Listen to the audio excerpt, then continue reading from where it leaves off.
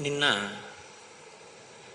కరదూషణాదులను త్రిశిరుడు అనబడేటటువంటి ఆ కరుని వద్ద ఉన్న సైన్యాధిపతిని రామచంద్రమూర్తి ఒక్కరే 14,000 సైన్యాన్ని తెగటార్చినటువంటి విధానాన్ని, నిరుపమానమైనటువంటి ఆయన పరాక్రమాన్ని, ఆ రాక్షస వధ జరిగిన తరువాత సీతాదేవి చేత కౌగిలింపబడినటువంటి ఆ రామచంద్రమూర్తి యొక్క స్వరూపం దగ్గర మనం ఆగి ఉన్నాం. శ్రీరామాయణ ప్రవచనాంతర్భాగంగా గొప్ప గొప్ప తిథులు, చాలా చక్కటి నైమిత్తిక తిథులు రావడం ఒక అదృష్ట హేతువు. నేను మీతో ఒక విషయం ప్రస్తావన చేయవలసి ఉంటుంది, సందర్భోచితం కనుక.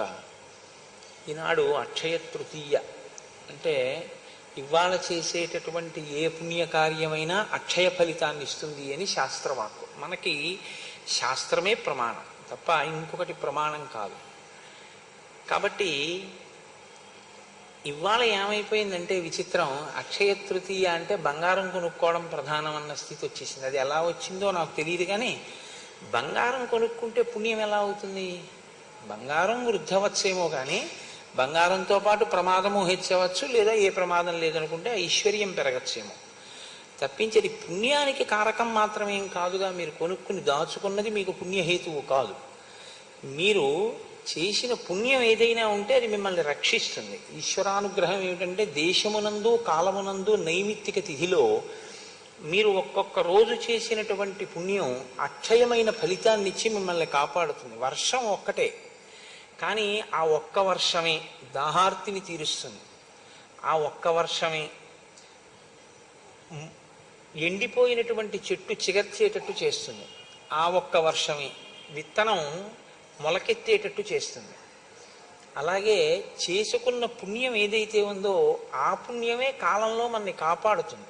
కాల రూపంలో ఈశ్వరుడు ఎప్పుడైనా ఏదైనా ఆపద నుంచి గట్టెక్కించాలి అనేటప్పుడు ఆయన చూసేది ఏమిటంటే ఏదైనా పుణ్యం చేసిందుందా. కనకధారాస్తవం వెనక ఉన్న రహస్యం కూడా అదేగా. ఈవిడ చేసింది ఏముందని నేను ఇవ్వను అని అడిగింది శంకరాచార్యుల వారిని లక్ష్మీదేవి. కాబట్టి ఇవాళ చేసుకున్నది ఏమిటంటే అనుభవం చేత ఆ పుణ్యం తరిగిపోయేది కాదు, అక్షయం అవుతుంది. అయితే ఏ పుణ్యం చెయ్యాలి అన్న అనుమానం కూడా లేకుండా మనకి ఇవాళ చెయ్యవలసినటువంటి సత్కర్మని కూడా పెద్దలు చెప్తారు. జలపూరితమైనటువంటి కుంభాన్ని ఎవరికైనా ఇస్తే మంచిది అని. అంటే ఇది వైశాఖ మాసం ప్రారంభం కాబట్టి సహజంగా దాహార్తి ఎక్కువగా ఉండేటటువంటి సమయం కాబట్టి చక్కగా నీళ్లు పోసి ఓ పూజాయో ఓ కుండో ఎవరికైనా బహూకరించామనుకోండి, వాళ్ళు ఆ నీరు త్రాగి జీవమే నిలబడుతుంది, ప్రాణమే నిలబడుతుంది. లింగ పురాణంలో ఒక మాట ఉంది, సంజీవనం సమస్తస్య జగత సలిలాత్మిక భవ ఇత్యుచ్యతే మూర్తిర్భవస్య పరమాత్మనః. నీటి రూపంలో ఉండి సమస్త భూతముల యొక్క ప్రాణములను నిలబెడతాడు కాబట్టి పరమశివుడికి భవ అని పేరు. కాబట్టి నీరు ప్రాణములను నిలబెడుతుంది. ప్రాణములను నిలబెట్టేటటువంటి నీరు త్రాగవలసినటువంటి అవసరం ఎక్కువగా ఉండేటటువంటి సమయం వైశాఖ మాసం. కాబట్టి ఇటువంటి వైశాఖ మాసంలో నీరు నిండినటువంటి ఒక జలపాత్రని దానం చేసుకోవడం అనేటటువంటిది మంచిది. అది చెయ్యమని ఇవాళ అక్షయ తృతీయ నాడు. అది నిన్ను కాపాడుతుంది ఉత్తరోత్తర. కాబట్టి సరే, ఇప్పుడు జరుగుతున్నది ఇది పక్కన పెట్టండి.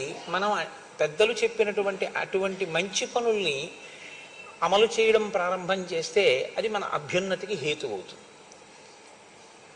నిన్న రామచంద్రమూర్తి 14,000 మంది రాక్షసుల్ని సంహారం చేశారు. నిన్న అంటే నా ఉద్దేశం ఏమిటంటే నిన్న చేసిన ప్రసంగంలో, రామాయణంలో నిన్నను చేశారు అన్నది నా ఉద్దేశం కాదు, మీరు కూడా దాన్ని గ్రహించగలరు. ఇప్పుడు ఎప్పుడెప్పుడు కరదూషణాదుల వైపు నుంచి సైన్యం వెళ్ళినా వాళ్ళ వెంట వెడుతున్నటువంటి వ్యక్తి ఒకటి ఉంది. యుద్ధంలో ఆవిడ ప్రత్యక్షంగా కనపడదు.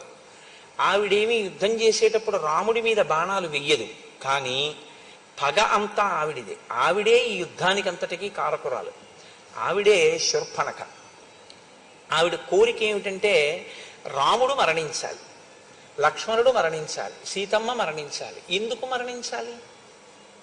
మీరు కొంచెం జాగ్రత్తగా రామాయణాన్ని గమనిస్తే ఇప్పుడు సీతమ్మ తల్లి వైపుకి ఆపద వెడుతుంది. తర్వాత ఎందుకు వెళ్ళాలి అంటే అసలు ఆవిడ వ్యామోహం రాముడి మీద. రాముడి అందం సీతమ్మ తల్లికి మొదటి అనర్థం తీసుకొచ్చింది. రాముడి అందాన్ని చూసి ఆకర్షితురాలైనటువంటి శూర్పణక రాముని పక్కన ఉన్నటువంటి భార్యాస్థానం ఖాళీ అయితే ఆ స్థానంలోకి తను వెళ్ళొచ్చు అనుకుంది. అందుకుని కదా చంపబోయింది. అంతక మించి అవగాహన ఆవిడికేం లేదు, అందుకే రాక్షసి. ఇప్పుడు తన కోరిక తీరలేదు కాబట్టి ఆ కోరిక తీరకపోయినటువంటి స్థితి పగగా మారింది. ఈ పగగా మారకుండా దాన్ని అవతల వారిలో ఉన్నటువంటి ధార్మిక ప్రవృత్తిని అభినందించగలిగినటువంటి మనస్తత్వాన్ని ఆవిడ తనలో తాను వృద్ధి చేసుకోలేకపోయింది. మీకు ఎక్కడైనా రాక్షసత్వం ఉంది అంటే ఒకటి జ్ఞాపకం పెట్టుకోండి. ఎందుకుంటుంది రాక్షసత్వం అంటే దానికి విరుగుణ్ణి ఆయన పోషించుకోలేదు. రోగం ఉంది అంటే కారణం ఏమిటి? రోగం పోయేటటువంటి పరిస్థితిని ఆయన ఏర్పాటు చేసుకోలేదు కాబట్టి రోగం పెరుగుతూ ఉంటుంది. అలాగే ఆవిడ ఎన్నడూ ప్రయత్నం చేయదు. మీరు ఎప్పుడూ శ్రీరామాయణాన్ని జరిగిపోయిన కథలో శూర్పణఖ అని ఆలోచన చేస్తే శ్రీరామాయణం మీకు ఒక ప్రయోజనం ఇవ్వడం సాధ్యం కాదు. అలా అనుకున్న నాడు రావణవధ ఒక్కటే ప్రధానము రామాయణంలో అనుకుంటే అసలు రాముడు నరుడిగా పుట్టి అరణ్యవాసం అంతా చేసి ఈ వ్యక్తుల అందరితోటి ఆయన సమన్వయం అవ్వవలసినటువంటి అవసరం లేదు. ఇవన్నీ జరగడం వల్ల, ఇవన్నీ చదవడం వల్ల మనమేం చెయ్యాలి అన్నది ఆలోచన చేసి ఎక్కడ దోషం ఉందో ఆ దోషాన్ని తొలగించుకునే ప్రయత్నం మీరు చేస్తేనే మీకు రామాయణం ఉపయోగపడుతుంది. లేకపోతే రామాయణం ఒక జరిగిపోయిన కథ, శూర్పణఖ చెడ్డది అని మనం అన్నాం అనుకోండి, ఇప్పుడు కొత్తగా మనం అనక్కర్లేదు ఆ మాట. చాలామంది అన్నారు ఆ మాట. నిన్న వాల్మీకి మహర్షి చెప్పారు కదా, ఇంకా కొత్తగా మనం అనడం ఎందుకు? కోరిక తీరకపోతే పగగా మారేటటువంటి స్థితి ఎక్కడ ఉంటుందో దాన్ని మీరు సాక్షి మాత్రంగా గమనించవలసి ఉంటుంది. ఈ కోపం తమాషా చూసావా ఎలా వచ్చిందో? ఈ కోపం వచ్చిన కారణం చేత నాలో ఆలోచన సరళి ఎలా మారిపోతుందో చూసావా? నాలో పగ ఎలా పెరుగుతోందో చూసావా? కాబట్టి ఇప్పుడు నేను అవతల వారిని ప్రేమించడానికి ధార్మికమైన గుణం ఏదైనా ఉందా? ఈ యుద్ధంలో ప్రత్యక్షంగా లేకపోయినా రాముని గుణములను శ్లాఘించి రాముని తప్పేమిటయా అని అడిగిన వాడు ఉన్నాడు, రాక్షసుడు మారీచుడు. మరి మారీచుడు కూడా ఒకప్పుడు దోషం చేసిన వాడే. 2 పర్యాయాలు రాముడి మీదకి యుద్ధానికి వెళ్ళాడు. కానీ మారేడు మారీచుడు. ఎన్ని మాటలు రామచంద్రమూర్తి రాక్షస సంహారం చేస్తే అన్ని మాటలు పగ పెరగడమే తప్ప అసలు తన మన ప్రవృత్తిని మార్చుకునేటటువంటి ప్రయత్నం ఎన్నడూ చెయ్యనిది శూర్పణఖ. కాబట్టి ఆ పగ నెయ్యి పోసిన కొద్దీ అగ్నిహోత్రం ఎలా పెరుగుతుందో అలా రామచంద్రమూర్తి ఎంతమందిని తెగటారిస్తే ఆవిడ యందు పగ అంత పెరుగుతోంది. కానీ ఇది అవతార ప్రయోజనానికి మాత్రం అవసరమే. ఇప్పుడు ఆవిడ తీసుకొస్తోంది శలభాలన్నింటినీ. ఇప్పుడు రాముడే వెళ్ళి ఎవరినో చంపవలసిన అవసరం లేకుండా అందరినీ ఎక్కడెక్కడ వాళ్ళని తీసుకొచ్చి రాముడి మీదకి ప్రవేశపెడుతోంది. ఇప్పుడు రాముడు వాళ్ళందరినీ చంపడానికి అవకాశం వస్తోంది. అవతార ప్రయోజనం రీత్యా చూసినప్పుడు మాత్రం శూర్పణఖ ఉపకారం చేసిందని చెప్పవలసి ఉంటుంది. కానీ అలా చూసి అభినందించినప్పుడు మనం ఏం మార్పు చేసుకోవాలి అన్నది మాత్రం మనకి ద్యోతకం కాదు. కాబట్టి మొదటి కోణాన్ని స్వీకరించడమే మన అభ్యున్నతికి హేతువు అవుతుంది. ఇప్పుడు ఆవిడ 14,000 మంది రాక్షసుల్ని రాముడు సంహరించినటువంటి విధి విధానానికి ఆశ్చర్యపోయింది. ఇంత తక్కువ సమయంలో ఇంతమంది రాక్షసుల్ని పడగొట్టడమా? అక్కడతో ఆవిడ బుద్ధి ఏం మారలేదు. ఆవిడ వెంటనే ఇప్పుడు ఖరదూషణాదులు మరణించారు కాబట్టి తిన్నగా వెళ్ళి లంకలో ఉన్నటువంటి రావణుని యొక్క సభలో రావణాసురుడి ముందు పడింది. అయితే మీతో నిన్నటి రోజున నేను మనవి చేసి ఉన్నాను, వాక్కుకి వైభవం ఉంది. దాన్ని మీరు ఎలా కావాలంటే అలా వాడుకోవచ్చు. ఆ వాక్కుతో అభ్యున్నతిని పొందొచ్చు, ఆ వాక్కుతోటే పతనమైపోవచ్చు కూడా. ఎక్కడ ఎలా మాట్లాడాలో తన ప్రయోజనాన్ని సిద్ధింప చేసుకోవడానికి అలా మాట్లాడుతుంటుంది. ఇప్పుడు రావణుని యొక్క దృష్టి బాగా తన వైపుకి ప్రసరించడం కోసం రావణునికి పెద్ద ప్రమాదం వస్తోంది అని మాట్లాడడం ప్రారంభం చేసింది. అప్పుడు కదా రావణుడు దృష్టి పెడతాడు. నాకు ప్రమాదం వచ్చింది, నేను ఇలా చేశాను, నేను ఏదో వెళ్ళాను, చంపారన్నారు అనుకోండి. ఆయన ఇంకొకళ్ళ గురించి ఆలోచించే అంత గొప్ప స్వభావం ఉన్నవాడేం ఆయన కాడు. కాబట్టి ఊరుకోవచ్చు. ఇప్పుడు తన పగ తీరాలంటే రావణుని యొక్క దృష్టి అటువైపుకి తిప్పాలి. అటు తిప్పడానికి అనుకూలమైనటువంటి మాట ప్రారంభం చేసింది. వెళ్ళి అక్కడ పడ్డప్పుడు ఆ రావణుడు ఎలా ఉన్నాడు అన్నదాన్ని మహర్షి వర్ణన చేస్తారు. సా దదర్శ విమానాగ్రే రావణం దీప్త తేజసం ఉపోపవిష్టం సచివై మరుద్భిరివవాసవం. పుష్పక విమానంలో ఆ దేవతల మధ్యలో కూర్చున్నటువంటి ఇంద్రుడు ఎలా ఉంటాడో అలా ప్రకాశిస్తూ ఆయన కూర్చుని ఉన్నాడు. అది ఆ విమానంలో ఆయన కూర్చున్నటువంటి స్థితి అంటే వాల్మీకి మహర్షి యొక్క గొప్పతనం అంతా ఎక్కడుందంటే రావణాసురుని యందు ఒక దీప్తి ఉంటే, ఒక తేజస్సు ఉంటే ఆయన దాన్ని ఏమీ సమర్థించకుండా దాన్ని పక్కన పెట్టేసి ఆయన ఏం మాట్లాడరు. తపస్సు చేసి సంపాదించినటువంటి తేజస్సు ఏదుందో ఆ తేజస్సు గురించి మాట్లాడతారు, అధర్మం ఏదుందో అధర్మం మాట్లాడతారు. మీరు ఇంత గొప్ప తేజస్సు దేని వల్ల హరించుకుపోతుందో మీరు చూసుకోవలసి ఉంటుంది. అది మీరు గమనించినప్పుడు అది మీలో పెరగకుండా మిమ్మల్ని మీరు నియంత్రించుకునేటటువంటి అవకాశం మనకి కలుగుతుంది. కాబట్టి ఉపోపవిష్టం సచివై మరుద్భిర్వ్యవాసవం ఆసీనం సూర్య సంకాశే కాంచనే వరమాసనే రుక్మవేది గతం ప్రాజ్యం జ్వలంతమివ పావకం. ఆయన కూర్చున్నటువంటి బంగారు సింహాసనం సూర్యకాంతి ఎలా ఉంటుందో అలా ఉంది. బంగారు ఇటుకలతో చేయబడినటువంటి హోమవేది యందు ప్రజ్వరిల్లినటువంటి అగ్నిహోత్రము యొక్క దీప్తి ఎలా ఉంటుందో ఆయనలోంచి వస్తున్నటువంటి కాంతి అలా ఉంది. దేవగంధర్వ భూతానాం ఋషీణంచ మహాత్మనాం అజేయం సమరే శూరం వ్యాప్తానన వివాంతకం. ఆయన దేవతల యందు, గంధర్వుల యందు, సమస్త భూతముల యందు, ఋషుల యందు, మహాత్ముల యందు వైరము కలిగి ఉండి వారందరినీ కూడా ఓడించి వారి చేత అజేయుడైన వాడు. బ్రహ్మగారి యొక్క వరం ఉంది కాబట్టి వాళ్ళెవ్వరూ ఇన్ని సంహరించలేరు. అజేయం సమరే శూరం, ఏ యుద్ధమునందు వారి చేత ఓడింపబడనటువంటి పరాక్రమం ఉన్నవాడు. వ్యాప్తాన వివాంతకం, ఆయన వ్యాప్తానన వివాంతకం, నోరు తెరిచినటువంటి మృత్యుదేవత ఎలా ఉంటుందో అలా ఉన్నాడు. తేజస్సు ఎంత గొప్పదైనా కావచ్చు, కానీ ఆ తేజస్సు ఎందుకు పనికొచ్చిందంటే ఒక మృత్యుదేవత యొక్క తేజస్సు ఎలా ఉంటుందో, నోరు తెరిచినటువంటి మృత్యుదేవత ఏం చేస్తుంది? కబళించేస్తుంది, తినేస్తుంది. ఈయన పరిస్థితి కూడా ఏమిటంటే ఎవరు కనపడితే వాళ్ళని తినేస్తాడు. అంటే తన తపస్సు దేనికి వినియోగిస్తున్నవాడు అంటే ఇతరులను ఖేద పెట్టడానికి, తను అనుభవించాలనుకున్న దాన్ని అనుభవించడానికి తప్ప అది ఒక ధార్మిక మార్గంలో ఉపయోగపడేటటువంటి తపస్సు కాదు. కాబట్టి ఇప్పుడు ఆయన దృష్టిలో కానీ ఎవరైనా నేను దీన్ని అనుభవించాలి అన్న కోరిక ఆయనకి పుట్టిందనుకోండి, అది ఏ వస్తువు పట్లైనా సరే, అది అన్నగారు అవ్వచ్చు కుబేరుడు, ఆయనేం ఊరుకోడు, ఓడించి తెచ్చుకుంటాడు. అది పరకాంత కావచ్చు, ఆయనేం ఊరుకోడు. కాబట్టి ఆయన తేజస్సు, ఆయన తపస్సు దేనికి పనికొచ్చాయి అన్నది మీరు చూడవలసి ఉంటుంది. మీరు శ్రీరామాయణంలో అనసూయమ్మని చూశారు.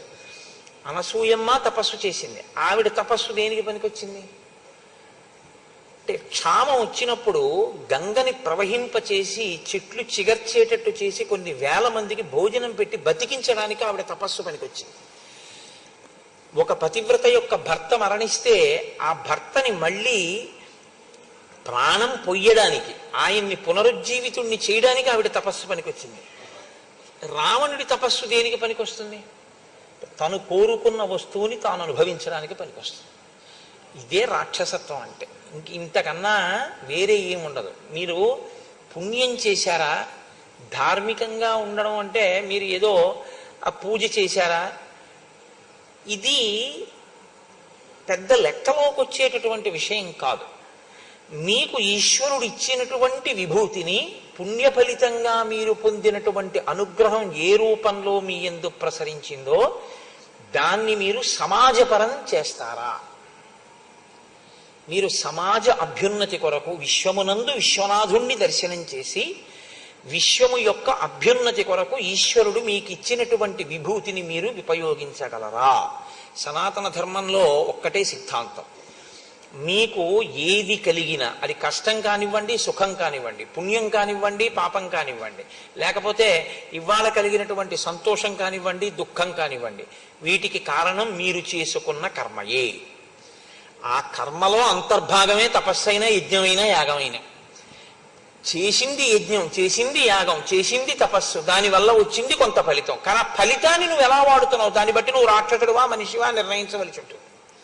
నువ్వు లోకానికి పనికొచ్చేవాడివా పనికిరాని వాడివా అన్నది ఈశ్వరుడు అక్కడ నిర్ణయం చేస్తాడు. ఇవ్వడం ఇస్తాడు.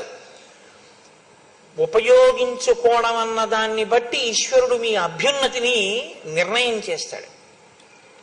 ఇచ్చిన దాన్ని దుర్వినియోగం చేస్తే ఇక ఈ వస్తువు ఉండడం ప్రమాదం అనుకున్నప్పుడు ఈశ్వరుడు దాన్ని తీసేస్తాడు.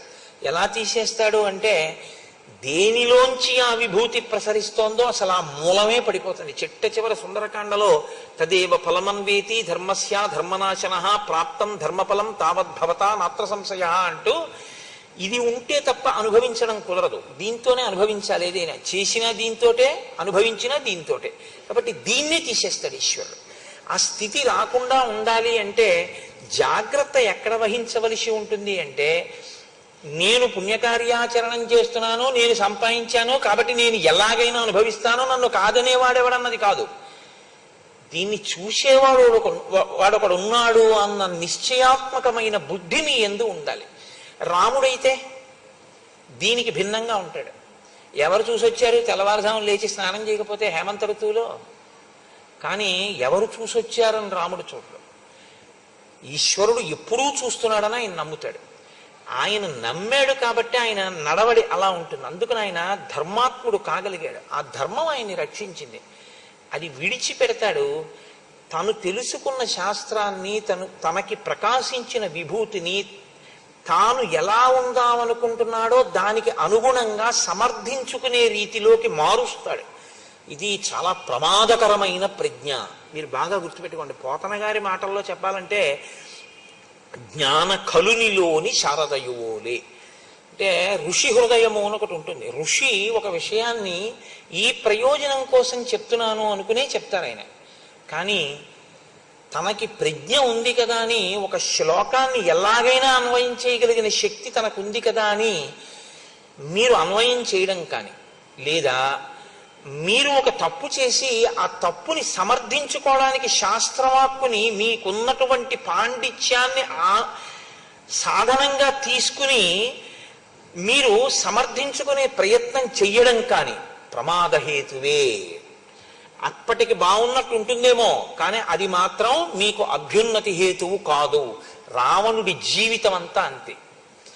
ఆయన చదువుకోలేదని మీరు అనుకోకూడదు. ఆయన చదువుకున్నవాడే, ఆయన తపస్సు చేసినవాడే. కానీ ఆయన చదువుకున్న శాస్త్రం ఆయనకి ఎందుకు పనికి వస్తుందంటే, తను చేసిన తప్పుని శాస్త్రం సమర్థిస్తోందన్నట్లుగా మాట్లాడే ప్రయత్నం చేస్తూ ఉంటాడు. ఇదే ఆయన కొంప ముంచేసింది ఆఖరికి. రాముడైతే అలా కాదు. శాస్త్రం ఏం చెప్పిందో అది నేను చెప్తున్నానని చెప్తాడు అంతే. శాస్త్రానికి రాముడు కట్టుబడతాడు, వేదానికి రాముడు కట్టుబడతాడు. వేదాన్ని తనకు అనుగుణంగా, శాస్త్రాన్ని తనకు అనుగుణంగా మార్చి మాట్లాడి తన ప్రయోజనాన్ని సిద్ధింపజేసుకునే ప్రయత్నం రావణుడు చేస్తాడు. వేదం ఏం చేయగలదు మన్ని అన్న తృణీకార భావం అసలు ఆ ప్రవర్తనలో ఉంది.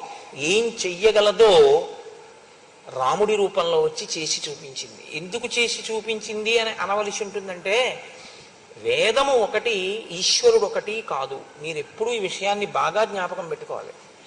వేదము వేరండి, ఈశ్వరుడు వేరండి అని మీరు అనకూడదు. ఎందుకంటే ఈశ్వరుని యొక్క ఊపిరియే వేదం. ఈశ్వరుని యొక్క ఊపిరి వేదము అని నేను అన్నప్పుడు, నేను ముందా నా ఊపిరి ముందా? భవతి అని సంస్కృతంలో ఒక మాట, అంటే ఉన్నాడు. ఉన్నాడు అన్న మాట ఎప్పుడు వాడతారు? ఆయన ఊపిరి తీస్తే. నేను మొట్టమొదట ఊపిరి ఎప్పుడు తీశానో అప్పుడు నేను ఉన్నాను, నా యొక్క అస్తిత్వము ప్రకటింపబడింది. నా ఊపిరి ఎప్పుడు ఆగిపోతే అప్పుడు ఇక లేరు కోటేశ్వరారు, ఆయన శరీరం పోయిందని గుర్తు. ఊపిరిని బట్టి ఉన్నాడు. ఇప్పుడు ఊపిరికి ఆయనకి ఏమైనా భేదం ఉందా? ఊపిరే ఆయన, ఆయనే ఊపిరి. ఆయన భవతి అనబడాలి అంటే ఆయన ఊపిరే హేతు అయి ఉంటుంది. యావత్ పవనో నివసతి దేహే తావత్ పృచ్చతి కుశలంగేహే గతవతి వాయో దేహాపాయే. అయినప్పుడు ఈశ్వరుడు ఈశ్వరుని యొక్క ఊపిరి ఎలా తేడా అవుతుంది? కాదు. వేదము అంటే వేదాన్ని నమ్మడము అంటే ఈశ్వరుణ్ణి నమ్మడమే, వేదాన్ని గౌరవించడము అంటే ఈశ్వరుణ్ణి గౌరవించడమే. శంకర భగవత్పాదులకి వేదం అంటే అంత గౌరవము అంటే వేదాన్ని గౌరవించినప్పుడు ఒకటి, ఈశ్వరుణ్ణి గౌరవించినప్పుడు ఒకటి అని మీరు అర్థం చేసుకోకూడదు. వేదమే ఈశ్వరుడు. కాబట్టి ఇప్పుడు వేదాన్ని మీరు దుర్వినియోగం చేసే ప్రయత్నం చేస్తే, మీకు అనుకూలంగా మీరు సమర్థించుకునే ప్రయత్నం చేస్తే, వేదం చెప్పిన విషయాన్ని మీరు చేస్తున్న పనులను సమర్థించడానికి మీ పాండిత్యాన్ని వాడితే ఈశ్వరుడి పట్ల దోషం కిందే అది లెక్కలోకి వస్తుంది. కాబట్టి ఇప్పుడు మీ శత్రుత్వం ఎవరితో వెళ్ళి పడుతుంది? ఈశ్వరుడితోటే పడుతుంది. అందుకే శాస్త్ర ప్రమాణమునకు వేద ప్రమాణమునకు కట్టుబడి ఉండాలి. అందుకే శంకర భగవత్పాదులు అవతార పరిసమాప్తి యందు వేదో నిత్యమధీయతాం తదుదితం కర్మ స్వనుష్ఠీయతాం అంటూ దుస్తర్కాస్తు విరమ్యతాం అంటారు. దుస్తర్కము చేయవద్దు. నీకున్న వాక్కు ఏదుందో దాని శృతి ప్రమాణమును నిలబెట్టడానికి ఉపయోగించంతే తప్ప నీ పాండిత్యం నీ తెలివితేటలు వక్రంగా వాడవద్దు. వక్రంగా అంటే నీ హృదయానికి అనుగుణంగా వేదాన్ని చెప్పద్దు. వేదం యొక్క హృదయానికి అనుగుణంగా వేదాన్ని చెప్పు, అనుష్ఠించు. ఇక్కడే తేడా వస్తుంది ఆయనకి. కాబట్టి ఇప్పుడు దేవగంధర్వభూతానాం ఋషీణాంచ మహాత్మనాం అజేయం సమరే శూరం వ్యాప్తానన వివాంతకం. ఈయన స్నిగ్ధ వైడూర్య సంకాశం తప్త కాంచన కుండలం సుభుజం శుక్లదశనం మహాస్యం పర్వతోపమం. మహర్షి ఆయన యొక్క భౌతికమైన ఆకృతి వైభవాన్ని వర్ణన చేస్తున్నారు. స్నిగ్ధ వైడూర్య సంకాశం, వైడూర్య మాణిక్యం ఎలా ఉంటుందో అటువంటి నల్లటి కాంతి కలిగిన వాడు. తప్త కాంచన కుండలం, చెవులకు పెట్టుకున్నటువంటి కుండలములు బాగా కాల్చినటువంటి బంగారముతో చేయబడినవి ధరించి ఉన్నాడు. సుభుజం, మంచి గుండ్రంగా ఉన్నటువంటి భుజములు కలిగిన వాడు. శుక్లదశనం, తెల్లని పళ్ళున్నవాడు. మహాస్యం, పెద్ద ముఖమున్నవాడు. పర్వతోపమం, ఒక పర్వతం వచ్చి కూర్చుంటే ఎలా ఉంటుందో అంత గంభీరమైన ఆకృతి కలిగినటువంటి వాడు. విష్ణు చక్ర నిపాతైశ్చ శతసో దేవసంయుగే అన్యైః శస్త్ర ప్రహారైశ్చ మహాయుద్ధేషు తాడితం. ఆయన శరీరం మీద, ఆ భుజముల మీద, చేతుల మీద విష్ణు చక్రము చేత కొట్టబడినటువంటి దెబ్బలున్నాయి. ఇది బాహ్యంలో ఆయన అంత గొప్ప గొప్ప యుద్ధాలు చేశాడు. విష్ణు చక్రం ఆయన ఏం చేయగలిగింది అంటే, ఓసారి ఆయనకు వచ్చి తగిలితే ఓ గాయం అయింది తప్ప విష్ణు చక్రం ఆయన్ని పరిమార్చలేకపోయింది, చంపలేకపోయింది. అంతవరకు బాగానే ఉంటుంది, గొప్పతనంగా చెప్పడానికి బాగుంటుంది. కానీ విష్ణువు స్థితికారుడు. ఆయన ఎప్పుడూ ధర్మాన్ని నిలబెట్టేటటువంటి ప్రయత్నం చేస్తుంటాడు. ఆయనతో యుద్ధం వచ్చి ఆయన చేతిలోంచి చక్రాన్ని నీ మీద ప్రయోగించవలసి వచ్చిందంటే నువ్వు ఎంత దుర్మార్గుడు అయి ఉండాలి. ఇది ఋషి హృదయం. ఇది చూడమని తప్ప విష్ణు చక్రం పెట్టి కొడితే విష్ణు చక్రం దెబ్బలున్నాయండి, అంత పరాక్రమవంతుడండి అని మిమ్మల్ని చెప్పమని కాదు ఆయన ఉద్దేశ్యం. ఎప్పుడూ ధర్మాన్ని నిలబెట్టేటటువంటి ప్రయత్నం చేసేటటువంటి విష్ణువు చక్రం పెట్టి కొట్టవలసి వచ్చింది అంటే వీడు ఎంత అధర్మంలో ఉండేటటువంటి వాడు అన్నది మీరు అర్థం చేసుకోవాలి. పోను ఒక్క విష్ణువా, సమస్త దేవతల యొక్క ఆయుధముల దెబ్బలు ఆయన ఒంటి మీద ఉన్నాయి, అయినా చావలేదు. అంటే అంత పెద్ద తపస్సు చేశాడు. 10,000 సంవత్సరములు బ్రహ్మగారి గురించి తపస్సు చేశాడు. కాల్సన దేనికది? 10 తలకాయలు కోసుకున్నాడు. బ్రహ్మగారు ప్రత్యక్షమయ్యారు. నీ పాదముల యందు చిక్కు చెదరని భక్తి ప్రపత్తులు కావాలని ఒక్క మాట అని ఉండి ఉంటే రావణుడు ఏ స్థితిని పొంది ఉండేవాడు. కానీ అలా అనలేకపోయాడు. ఈ దెబ్బలన్నీ ఎందుకు వచ్చాయంటే ఆ తపస్సు వలన నేను అజేయుడననేటటువంటి అహంకారంలోంచి పుట్టుకొచ్చాయి. కాబట్టి ఇప్పుడు ఆయన తపస్సు, ఆయన తేజస్సు ధర్మాన్ని రక్షించడానికి పనికొచ్చింది కాదు. ఆయన ఏం చేస్తూ ఉంటాడు? ఆహతాంగం సమస్తైశ్చ దేవ ప్రహరణైస్తథా అక్షోభ్యానాం సముద్రాణం క్షోభణం క్షిప్రకారిణం. ఎప్పుడూ కూడా దేవతలతో యుద్ధం చేస్తూ సముద్రములను కూడా క్షోభింప చేస్తూ ఆయన ఉంటాడు. క్షేత్తారం పర్వతేంద్రాణం సురాణంచ ప్రమర్దనం. పెద్ద పెద్ద పర్వతాల్ని కూడా గాలిలోకి బంతులు విసిరినట్టు విసరగలడు. అంటే అంతటి భుజ పరాక్రమము, అంతటి బలం ఉన్నవాడు. సురాణాంచ ప్రమర్దనం, ఎప్పుడూ కూడా దేవతల్ని ఇబ్బంది పెట్టి దేవతల్ని మర్దిస్తూ ఉంటాడు. ఉచ్చేత్తారంచ ధర్మాణం, ధర్మము ఎక్కడుందో అక్కడ దాన్ని ధ్వంసం చేసే ప్రయత్నం చేస్తాడు, ధర్మమునకు హాని కల్పిస్తాడు. పరదారాభివర్షణం, ఇతరుల యొక్క భార్యలను తన భార్యగా చేసుకుని అనుభవించాలనేటటువంటి మిక్కుటమైన కోరిక కలిగిన వాడు. ఇంతకన్నా దారుణమైనటువంటి లక్షణం ఇంకొకటి ఉండక్కర్లేదు. కాబట్టి ఇటువంటి వాడు. ఈయన దేవతల్ని ఎంతగా మర్దించాడంటే, ఉత్తరాఖండలో రావణాసురుడి గురించి ఒక విషయం చెప్తుంటారు. ఆయన ఒకప్పుడు మరుత్తనబడేటటువంటి రాజు యజ్ఞం చేస్తుంటే అక్కడికి వెళ్ళాడు. వెడితే అక్కడే ఇంద్రుడు, వరుణుడు, కుబేరుడు, యముడు మొదలైనటువంటి దేవతలు ఉన్నారు. రావణాసురుణ్ణి చూడగానే అక్కడ ఉంటే ఎక్కడ మర్దిస్తాడో అన్న భయం చేత వాళ్ళు జంతువులను ఆశ్రయించి వాటిలో వెళ్ళిపోయారు. ఇంద్రుడు ఒక నెమలిలోకి ప్రవేశించాడు, వరుణుడు ఒక హంసలోకి వెళ్ళిపోయాడు, కుబేరుడు ఒక తొండలోకి వెళ్ళిపోయాడు, యముడు ఒక కాకిలోకి వెళ్ళిపోయాడు. ఆ తర్వాత వచ్చాడు, ఆ మరుతుతో యుద్ధం చేశాడు, వెళ్ళిపోయాడు. ఆ గొడవ అయిపోయింది. అయిపోయిన తర్వాత వీళ్ళు నలుగురు బయటకు వచ్చారు. సమయానికి రావణుడి కంట పడకుండా మీ శరీరంలో మేము దాక్కునే అవకాశం ఇచ్చారు కాబట్టి మీకు వరాలు ఇస్తున్నామని అప్పుడు ఈ 4 ప్రాణులకు వాళ్ళు వరాలు ఇచ్చారు. ఇంద్రుడు నెమలికి అప్పుడే ఇచ్చాడు వరం, నాకు ఉన్న 1000 కన్నులు నీ యొక్క పింఛంలో నెమలి కన్ను అని కన్నులుగా కనపడతాయి, అందంగా పింఛం అలా ఉంటుంది. వరుణుడు హంసకి వరం ఇచ్చాడు. వరుణుడు జలాధిదేవత కనుక నీవెప్పుడు నా నీటి మీద తేలుతుంటావు, చంద్రప్రకాశం ఎలా ఉంటుందో అటువంటి కాంతి కలిగినటువంటి స్థితిలో నువ్వు ఉంటావు. కుబేరుడు తొండక వరం ఇచ్చాడు, నీ తల పెద్దదిగా ఉండి ఆహారమును నిల్వ చేసుకోగలిగిన స్థితిని పొంది బంగారు రంగులో ఉంటావని. యముడు కాకికి వరం ఇచ్చాడు, నువ్వు దీర్ఘాయుష్మంతురాలివి అవుతావు, ఏ రోగము నిన్ను బాధించదు, బలవన్మరణం తప్ప నీ అంతా నువ్వు చచ్చిపోవడం అన్నది ఎక్కడా ఉండదు నీకు. సరికదా, నేను నా చేత నువ్వు అనుగ్రహింపబడ్డావు కనుక నువ్వు తింటే పితృదేవతలు సంతోషిస్తారు. కాబట్టి నువ్వు తినాలని పితృకార్యం చేసినప్పుడు కోరుకుంటారు జనం అని కాకికి యమధర్మరాజు గారు వరం ఇచ్చాడు. ఈ 4 ప్రాణులు వరం పొందేటట్టుగా దేవతలంతటి వారు కనపడ్డ దాంట్లో కనపడ్డట్టు దూరిపోయేటట్టుగా మర్దించగలిగాడంటే రావణుడంటే దేవతలు కూడా ఎంత భయపడ్డారో, ఆయన ఎంత ఉద్ధతితో ప్రవర్తించినటువంటి వాడో ఇంకా ఇంతకన్నా సాక్ష్యం ఉండదు. కానీ ఇది ఉత్తరాఖండలో చెప్పబడిన అంశం. కానీ ఈ శ్లోకానికి ఒకసారి అన్వయం చెయ్యొచ్చు అని నేను అన్వయం చేసి మీకు ఆ ఘట్టాన్ని చెప్పానంతే. కాబట్టి ఉచ్చేత్తారంచ ధర్మాణం పరదారాభిమర్శనం సర్వ దివ్యాస్త్రయోక్తారం యజ్ఞ విఘ్నకరం సదా పురీం భోగవతీం ప్రాప్య పరాజిత్య చ వాసుకిం. ఈయన పాతాళలోకానికి వెళ్ళి ఒకానొకప్పుడు వాసుకిని ఓడించాడు. ఎందుకు ఓడించడం అంటే, మీకు రామాయణంలో 2 పాత్రలు కనపడతాయి, ఒకడు వాలి, ఒకడు రావణుడు. వీళ్ళిద్దరికీ పని ఏమిటంటే ఇద్దరూ కూడా ప్రతిరోజు ఇవాళ మనం ఎవరి మీదకి యుద్ధానికి వెళ్ళాలని అడుగుతూ ఉంటారు.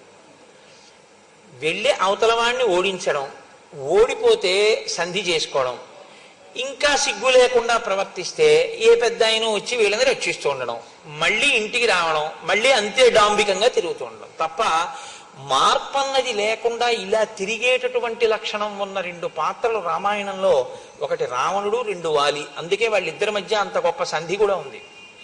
కాబట్టి పురీం భోగవతీం ప్రాప్య పరాజిత్య చ వాసుకిం తక్షకస్య ప్రియాం భార్యాం పరాజిత్య జగహారయః. ఈయన తక్షకుని ఓడించి ఆయనకి ప్రియమైన భార్యని అపహరించి తెచ్చుకున్నాడు. కైలాస పర్వతం గత్వా విజిత్య నరవాహనం, కైలాస పర్వతానికి వెళ్ళి ఉత్తర దిక్కున ఉన్నటువంటి కుబేరుణ్ణి ఓడించాడు. కుబేరుడు అన్నగారు. అసలు ఉత్తరాఖండలో ఆ అన్నగారు పరిపాలించినటువంటి సామ్రాజ్యాన్ని ఆక్రమించాడు. రావణుడు వెడితే కుబేరుడు అడిగాడు, తమ్ముడా రా, ఇద్దరం కలిసి పరిపాలిద్దాం అన్నాడు. నాకు అలా వీల్లేదు, నువ్వు వెళ్ళిపోతావా, నేను ఉండనా అంటే విశ్రవసో బ్రహ్మని అడిగాడు. వాడికి అహంకారంతో పోయే కాలం దాపురించింది, నువ్వు ఉత్తర దిక్కుకు వెళ్ళిపో అంటే అప్పుడు అలకాపురం నిర్మించుకుని ఆయన కైలాస పర్వతం పక్కకి వెళ్ళిపోయాడు. రావణుడు లంకారాజ్యాన్ని హస్తగతం చేసుకున్నాడు. మొట్టమొదట కుబేరుడు పరిపాలించిన దాన్ని తనుగుచ్చుకున్నాడు. అన్నగారైనటువంటి కుబేరుడి దగ్గర ఉన్న పుష్పక చూడండి, రామాయణంలో రాముడు అంటాడు, ధర్మం అర్థంచ కామంచ పృథివీంచాపి లక్ష్మణ ఇచ్చాపి భవతామర్థే ఏతత్ ప్రతిశృణోమితే అంటాడు. నేను ధర్మం కాని అర్థం కాని కామం కాని ఏదైనా అనుభవిస్తే లక్ష్మణ నేను నా సోదరులతో కలిసి అనుభవిస్తాను తప్ప నా సోదరులు అనుభవించనిది నాకు అక్కర్లేదంటాడు. త్యాగేనైకే అమృతత్వ మానసు అని రాముడు తనదైన రాజ్యాన్ని భరతుడికి ఇచ్చేయడానికి సిద్ధపడతాడు. కానీ రావణుడు ఇతరులవి ఏమున్నాయో అవి తనవిగా చేసుకుంటూ ఉంటాడు. వ్యతిరేక పదాలని చెప్పుంటాయి చూసారా, ఎత్తు పల్లం, పొడుగు పొట్టి, చీకటి వెలుగు, ఈ రెండు వ్యతిరేక పదాలు ఎలా ఉంటాయో రామాయణంలో రాముడు రావణుడు అలా ఉంటాడు. నీకు రాముడు నచ్చితే ధర్మపథంలో వెళ్ళచ్చు, నీకు రావణుడు నచ్చితే 10 తలకాయలు ఉన్నా వాడికి పడిపోయాయి. కాబట్టి అదే జరుగుతుంది అని కూడా గుర్తు పెట్టుకుని రావణుడిని అనుకరించవలసి ఉంటుంది. కాబట్టి ఆయన కుబేరుణ్ణి ఓడించి ఇవన్నీ తెచ్చుకున్నటువంటి వాడు. ఇంత బలపరాక్రమములున్నటువంటి ఆ రావణాసురుడు పుష్పక విమానంలో కూర్చుని ఉండగా శూర్పణఖ మాట్లాడుతోంది. ఇక్కడ శూర్పణఖ మాట్లాడడం అనేటటువంటి తీరు చాలా గొప్పగా ఉంటుంది ఒక రకంగా. ఎందుకంటే తన కోరిక నెరవేరడానికి అనువుగా రావణాసురుని యొక్క దృష్టిని తన వైపుకి బాగా తిప్పుకోవడానికి వీలుగా మాట్లాడుతుంది. ఆ మాట్లాడడం ఎలా ఉంటుందంటే హఠాత్తుగా నీకు ఉపద్రవం వచ్చింది అని మొదలు పెడుతుంది. నీకు ఉపద్రవం వచ్చింది అంటే ఎవడైనా ముందు అటువైపుకి దృష్టి తిప్పుతాడు. కాబట్టి తతశూర్పణఖాదీన రావణం లోకరావణం అమాత్య మధ్యే సంకృత్త పరుషం వాక్యమబ్రవీత్. అమాత్య మధ్య మంత్రుల మధ్యలో కూర్చున్నటువంటి రావణుడి దగ్గరికి వచ్చి ఆమె పరుషమైనటువంటి మాటతో ప్రారంభం చేసింది. ప్రమత్త కామభోగేషు స్వైరవృత్తో నిరంకుశః సముత్పన్నం భయం ఘోరం బోద్ధవ్యం నావబుధ్యసే. నీవు నిరంతరము కామభోగాల్ని అనుభవిస్తూ నిరంకుశుడవై మత్తెక్కి ఉన్నావు. నీకు ఎంత ఘోరమైనటువంటి ఆపద నీ మీద వచ్చి పడిపోతుందో నువ్వు తెలుసుకోవట్లేదు. దీంతో మొదలుపెట్టింది. అంటే ఈ మాట అనేటప్పటికీ ఎవరి దృష్టి అయినా అటువైపుకి వెళ్ళిపోతుందా, వెళ్ళిపోదా? ఏదో కూర్చుని మాట్లాడుకుంటున్నారు అనుకోండి, ఏమిటో మీరు ఇలా సంతోషంగా హాయిగా గడిపేస్తున్నారు, మీకు తెలియట్లేదు ఎంత ఘోరమైన ఆపద మీకు వచ్చేస్తుందో మీకు తెలియట్లేదు అన్నారు అనుకోండి. తర్వాత మాట్లాడదాం ఏంటంటారా, ముందు అది ఆపేసి ఏమిటండి బాబు ఆ ప్రమాదం ఏంటండి అంటారా?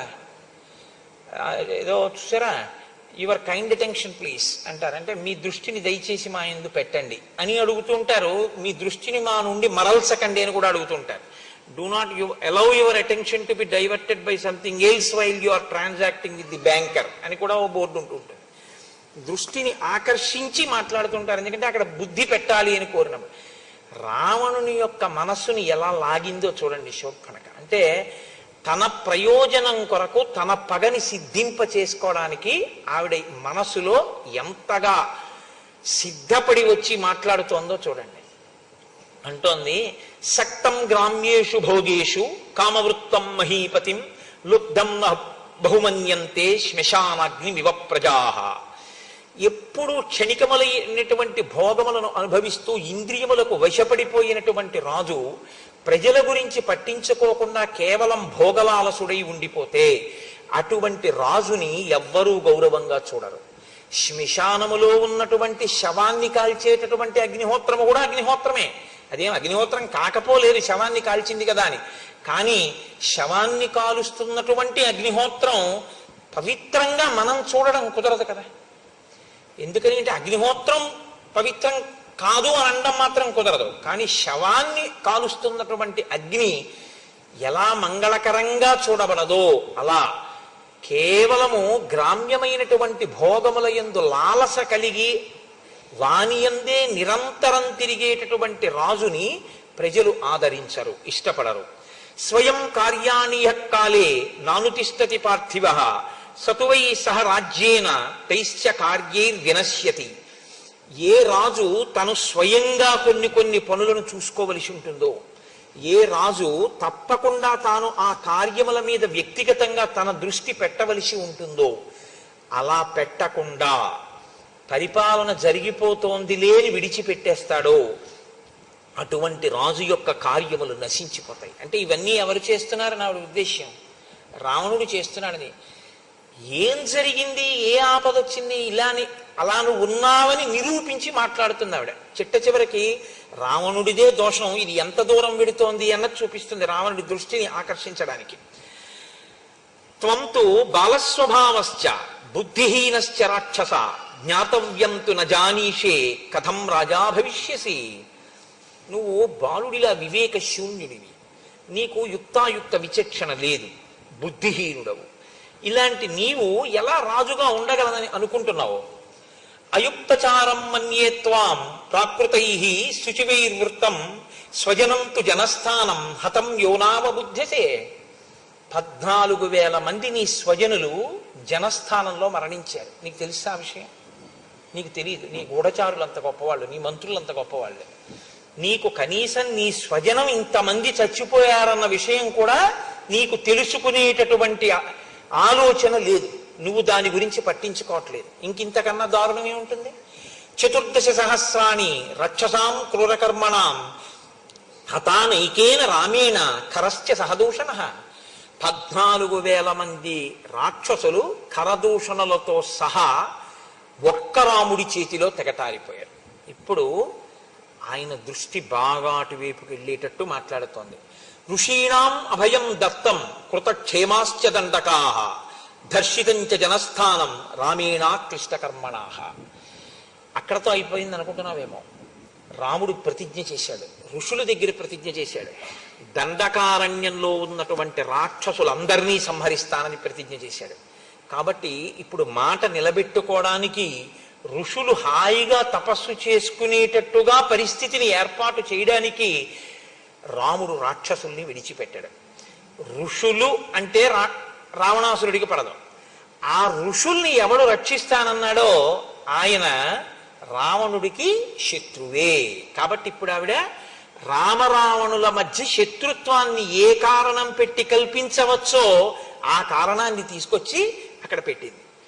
పెట్టి నాను తిష్టతి కార్యాణి భయేషు నా బిభేతి చ క్షిప్రం రాజ్యచ్యుతో దీనః తృణైస్తుల్యో భవిష్యతి. ఏ రాజు కార్యములను బాగా పట్టించుకోకుండా తిరుగుతుంటాడో, ఏ రాజు వస్తున్నటువంటి భయానకమైన పరిస్థితులను దృష్టిలో పెట్టుకోకుండా నాకేమి లేని ప్రవర్తిస్తూ ఉంటాడో అటువంటి వాడు చాలా త్వరగా రాజ పదవి నుంచి తొలగింపబడి భయమును పొందుతాడు, అందరికీ చులకనైపోతాడు. రావణ, నీకొక మాట చెప్తున్నాను, ఇవాళ నిన్నింత గౌరవిస్తున్నారు, కానీ రాముడు నిన్ను రాచరికం నుంచి తొలగిస్తే, నిన్ను పడగొట్టేస్తే, నీ సింహాసనం పోతే శుష్కై కాష్టైర్భవేత్ కార్యం లోష్టైరపి చపాంసుభిః నతు స్థానాత్ పరిభ్రష్టై కార్యం స్వాత్తు వసుధాధిపైః. ఎక్కడైనా లోకంలో ఎండిపోయినటువంటి పుల్లలు, మట్టి గడ్డలు, ధూళి, వీటికి కూడా విలువ ఉండొచ్చేమి ఉంటుంది కూడా. కానీ ఒక్కసారి పదవిని కోల్పోయినటువంటి రాజుకి మాత్రం ఇక గౌరవం ఉండదు. వాడు అన్నిటినీ కోల్పోతాడు, అంత చులకనైపోతాడు అందరి దృష్టిలో. నువ్వు దీన్ని తెలుసుకోలేకపోతున్నావు, నీకు వస్తున్నటువంటి ప్రమాదాన్ని పసిగట్టలేకపోతున్నావు. వచ్చేస్తున్నాడు రాముడు, కాబట్టి త్వరలోనే నిన్ను పదవి నుంచి తీసేస్తాడు. ఎందుకు తీసేస్తాడని అడుగుతావేమో. ఒక్కటే కారణం, నీకు రాముడికి ప్రత్యక్ష వైరం అక్కర్లేదు.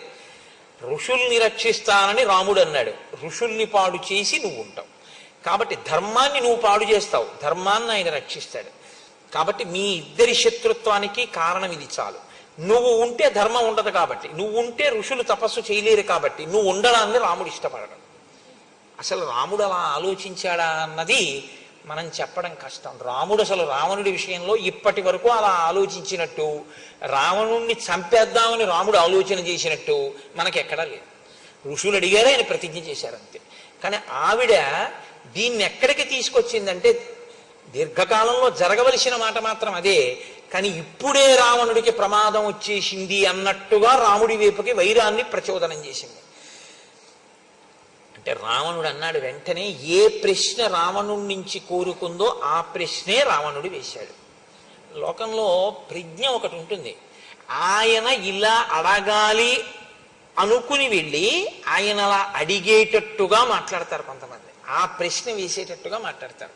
అప్పుడు తను అడగడం కాదు, ఆయన తనని అడిగి తాను ఆయనకి చేస్తానని చెప్పినట్టుగా స్థితిని కల్పిస్తారు. ఇది చాలా చమత్కారంగా ఉంటుంది, అదొక ప్రజ్ఞ, అది గొప్ప స్వార్థం. శూర్పణఖ దాన్ని సాధించుకోగలిగింది. కాబట్టి ఇప్పుడు రావణుడు అన్నాడు, కస్య రామ కథం వీర్య కిం రూప కిం పరాక్రమ కిమర్థం దండకారణ్యం ప్రవిష్ట సుదురాసదం. అసలు ఎవరా రాముడు, ఆయన పరాక్రమం ఏమిటి, ఆయన వీర్యం ఏమిటి, ఆయన దండకారణ్యంలోకి ఎందుకు వచ్చాడు, ఎప్పుడు వచ్చాడు, దేని కొరకు దండకారణ్యంలో ప్రవేశించాడు. ఆయుధం కించ రామస్య నిహితాయేన రాక్షసాః కరశ్చ నిహిత సంఖ్యే దూషణస్త్రిశిరాస్తథా తత్వం బ్రూహి మనోజ్ఞాంగి కేనత్తం చ విరూపిత.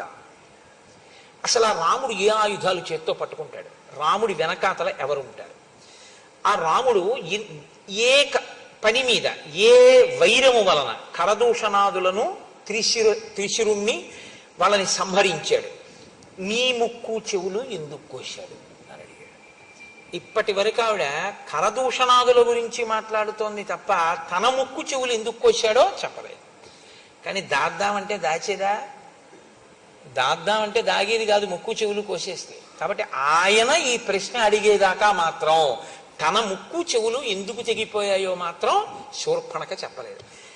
ఇప్పుడు ఎంత అందంగా చెప్తుందో, ఆ ప్రశ్న వేస్తే ముక్కు చెవుల ఘట్టాన్ని ఇంకొక రకంగా తిప్పుకుంటుంది. ఈ ప్రజ్ఞ ఈవిడిదే కాదు, ఈవిడికి ముందు పుట్టినవాడు ఆయన, ఆయనకి ఇంతకన్నా గొప్ప ప్రజ్ఞ. సత్యాన్ని మసిపూసి అసత్యాన్ని తీసుకొచ్చి ప్రవేశపెట్టడంలో శూర్పణఖ రావణుడు ఖచ్చితంగా అన్నా చెల్లెళ్ళి అలాగే ఉంటారు వాళ్ళిద్దరు. కాబట్టి ఇప్పుడు ఆవిడంది దీర్ఘబాహుర్విశాలాక్ష, మనసులో కామం ఎక్కడికి పోతుందండి. కాబట్టి రాముడి గురించి ఎప్పుడు చెప్పినా అలాగే వర్ణిస్తుంది. దీర్ఘబాహుర్విశాలాక్ష చీరకృష్ణాజినాంబర కందర్పసమ రూపశ్చ రామో దశరథాత్మజ. రాముడు దీర్ఘమైనటువంటి బాహువులున్నవాడు, ఆజానుబాహుం అరవిందదలాయతాక్షం అని కదా. ఆయన చీరకృష్ణాజినంబర, నారచీర కట్టుకుని కృష్ణాజినం కట్టుకుని ఉన్నాడు. కందర్ప సమరూపశ్చ, మన్మధునితో సమానమైనటువంటి అందము కలిగినటువంటి వాడు. రామో దశరథాత్మజ, దశరథుని యొక్క కుమారుడు రాముడు. శక్రచాప నిభం చాపం వికృష్య కనకాంగదం దీప్తాన్ క్షిపతి నారాచాన్ సర్పానివ మహావిషాన్. ఆయన ఇంద్రుడి యొక్క ధనస్సు ఎలా ఉంటుందో అటువంటి ధనస్సుని చేత్తో పట్టుకుంటాడు. విషసర్పములతో సమానమైనటువంటి నారాచ బాణములను వింటినారికి తగల్చి ప్రయోగిస్తూ ఉంటాడు. నాదదానం శరాన్ ఘోరాన్ నముంచంతం శిలీముఖాన్ న కార్ముకం నికర్షంతం రామం పశ్యామి సంయుగే. ఈ మాటే రావణుడికి బాగా తలకెక్కి రాముడు లేని సమయంలో సీతాపహరణం చెయ్యాలి అనే నిర్ణయానికి కారణమైంది. ఆవిడంది 14,000 మందిని చాలా తక్కువ కాలంలో రాముడు సంహరించాడు. కానీ సంహరించడం అనేటటువంటిది చచ్చిపోయిన వాళ్ళ వల్ల తెలిసింది తప్ప అసలు రాముడు 14,000 మంది వెళ్తే చచ్చిపోవడానికి వెళ్ళి లైన్లో నించున్న వాళ్ళు కాదు. వాళ్ళు యుద్ధానికి వెళ్ళిన వాళ్ళు కాబట్టి వాళ్ళు ప్రయోగించారు, బాణాలు అస్త్రాలు శస్త్రాలు ఆయుధాలు అన్ని వేశారు. ఇన్నిటిని వేసినప్పుడు ఇన్నిటినీ ఎప్పుడు నిగ్రహించాడో, నిగ్రహిస్తూ ఇంతమందిని ఎప్పుడు చంపాడో, చంపడానికి బాణం ఎప్పుడు తీశాడో, తీసిన బాణాన్ని ధనస్సుకు ఉన్నటువంటి వింటినారికి ఎప్పుడు తొడిగాడో, తొడిగిన దాన్ని వెనక్కి ఎప్పుడు లాగాడో, లాగిన దాన్ని ఎప్పుడు వదిలాడో, వదిలినప్పుడు గురి ఎవరి వంక చూశాడో, ఎప్పుడు వెళ్ళి ఆ బాణం పడిందో నాకు కనపడలేదు. వడగళ్ళవాన పడితే ఏ విధంగా అయితే పైరు పంటలన్నీ ధ్వంసమైపోతాయో అలా ఆయన ధనస్సులోంచి బాణములు పైకి రావడం అన్నది, ఆయన బాణం తీయడం అన్నది, సంధించడం అన్నది అసలు కనపడదు. అంత వేగం అన్నమాట. అసలు ఆ బాణాలు తీస్తున్నాడా అన్నది కూడా కనపడదు, సంధిస్తున్నాడా కనపడదు. ఇది ఎలా ఉంటుందంటే, ఒక ఉదాహరణ చెప్పాలంటే, ఆగిపోతే లెక్క పెట్టగలిగిన ఫ్యాన్ రెక్కలు 5th గేర్లో ఉంటే లెక్క పెట్టలేని ఫ్యాన్ రెక్కలులా ఉంటుందన్నమాట. అంత వేగం. అది చాలా హీనోపమానమేమో, అంతకన్నా ఇంకా నేను ప్రవేశపెట్టడానికి అవకాశం లేక చెప్తున్నాను, ప్రత్యక్షంగా వెంటనే మనసుకు ఎక్కడానికి. అంత వేగంగా ఉంటుంది. రామబాణముల యొక్క వేగాన్ని దేని వల్ల చూడవలసి ఉంటుందంటే ఫలితాన్ని బట్టి చూడవలసి ఉంటుంది. ఇంతమంది చచ్చిపోయారు కాబట్టి బాణాలు వేసాడు అనుకోవాలి తప్ప బాణాలు వేయడం చూడడం మాత్రం కుదరదు. ఎందుకంటే ఆ వేగం అలా ఉంటుంది, అంత వేగంగా వేస్తాడు ఆ బాణాలని. ఇప్పుడు రావణుడికి ఈ మాట విన్నాకే భయం వేసింది. మనం మాత్రం వెళ్ళి ఎదురుగుండా ఎలా నిలబడతాం అనుకున్నాడు. అనుకుని రాముడు లేని సమయంలో సీతాపహరణం చెయ్యాలన్న నిశ్చయం చేసుకోవడానికి కారణం కూడా శూర్పణఖ యొక్క మాటలే. అంటూ ఆవిడంది, ఋషీణామభయం దత్తం కృతక్షేమాశ్చ దండకాహ. ఋషులకందరికీ కూడా అభయం ఇచ్చాడు దండకారణ్యంలో. రాక్షసులందరినీ ఇలాగే చంపేస్తానన్నాడు. ఆయనతో ఎవరుంటారని కదా నువ్వు అడిగావు.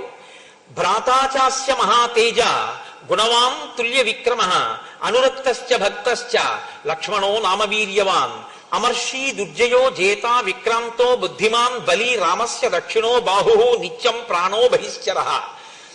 ఆయన తమ్ముడు లక్ష్మణుడు ఉన్నాడు. అపారమైనటువంటి గుణసంపత్తి కలిగినటువంటి వాడు, అన్నగారంటే భక్తి కలిగినటువంటి వాడు, లక్ష్మణుడిని పేరు కలిగినటువంటి వాడు, విపరీతమైన కోపం ఉన్నవాడు. ముక్కు చెవులు కోసేశాడు కదండి. అందుకని ఒకరిని జయించడమే తప్ప తాను జయింపబడడం అన్నది తెలియనటువంటి వాడు, గొప్ప పరాక్రమం ఉన్నవాడు, చాలా బుద్ధిబలం ఉన్నవాడు, రామచంద్రమూర్తి యొక్క కుడిభుజం వంటి వాడు, బయట తిరిగేటటువంటి రాముని యొక్క ప్రాణము వంటి వాడు లక్ష్మణుడు అన్నవాడు ఒకడు ఉన్నాడు. రాముడు ఎంతటివాడో ఇంచుమించు అంతటివాడు. ఇప్పుడు ఆయన భయానికి ఇదొక కారణం. కానీ ఆవిడ పగ ఎటు తిరిగిందో చూడండి. రాముడు తనని భార్యగా అంగీకరించకపోవడానికి కారణం సీతమ్మ ఉండడమే. ఇప్పుడు సీతమ్మ యందు అనురక్తి రావణునికి కలగాలి. ఆ సీతమ్మని అపహరించాలి. అపహరించి రావణుడు తీసుకొస్తే సీతమ్మ బాధపడాలి. రాముడు రక్షించలేని స్థితి కల్పించాలంటే రాముడు దూరంగా ఉండగా సీతాపహరణం జరగాలి. రాముడు దూరంగా ఉండగా సీతాపహరణం జరగాలంటే రాముడి ముందు మనం నిలబడి లేనిపోని ఇబ్బంది తెచ్చుకోవడం ఎందుకన్న భావన రావణుని ఎందుకు కలగాలి. సీతమ్మని అపహరించి తెచ్చేయాలి. భార్య లేక రాముడు ఏడవాలి. ఆ భార్య రామ భార్య అయ్యుండి కూడా రావణుడు చేసేటటువంటి ఉద్ధతితో కూడినటువంటి క్రియల వలన ఆమె ఏడవాలి. తను ఆమె ఉండడం వల్ల రాముణ్ణి పొందలేకపోయింది కాబట్టి రాముని భార్య అయినందుకు రాముణ్ణి పొందలేక పరపురుషుడు ఆమెని పొందడానికి ప్రయత్నిస్తుంటే ఆవిడ ఏడవాలి. ఆవిడ ఏడుపు చూసి తాను ఆనందించాలి. అంటే ఆ పగకి ఇంకా హద్దు లేదు. ఇంగ్లీష్లో శాడిస్ట్ అని ఒక మాట వాడుతుంటారు. మీరు పగ అనేటటువంటి దాన్ని అదుపు చేయకపోతే అది ఎంత దూరమైనా వెళ్ళిపోతుంది. దానికి ఇంకా హద్దు ఆపు ఏముండదు, ఎక్కడికైనా వెడుతుంది.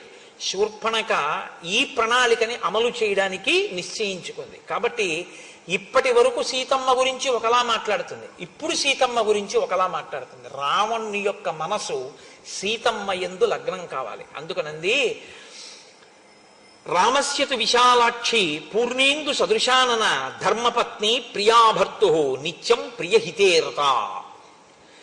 రామచంద్రమూర్తి యొక్క భార్య విశాలాక్షి, పెద్ద కన్నులు కలిగినది. పూర్ణేందు సదృశానన, పౌర్ణమి నాటి చంద్రబింబం ఎలా ఉంటుందో అటువంటి ముఖము కలిగినది. ఖచ్చితంగా పరుల భార్య యందు మనసు పెట్టుకునే అలవాటు ఉన్న రావణుడికి ఈ మాటలు చాలు. ఇప్పుడు సీతని అపహరించాలి అన్న కోరిక బలపడడానికి ఇప్పుడు రెండో పాదం వేసింది.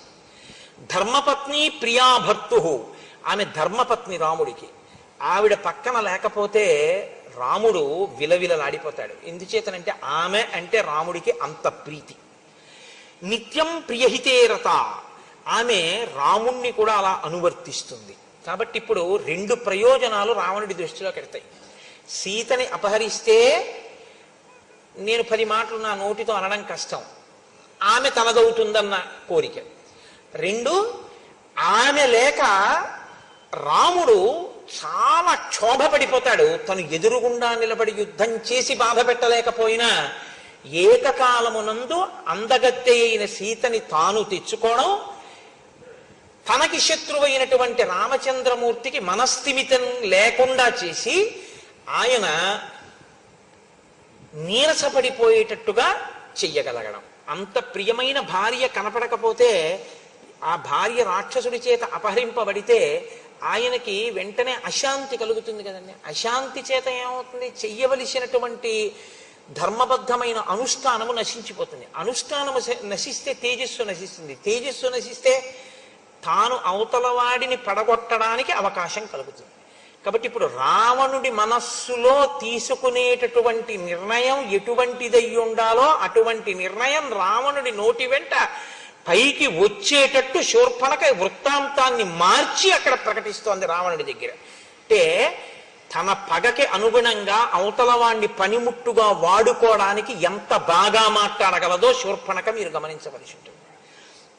ఇది బాగా అన్న మాట పనికొచ్చే బాగా, పనికిరాని బాగా అన్నది కూడా చూసుకోవలసి ఉంటుంది మాట విషయంలో. కాబట్టి సా సుకేశీ సునాసోరు సురూపాచ యశస్విని దేవతేవ వనస్యాస్య రాజతే శ్రీరివాపరా.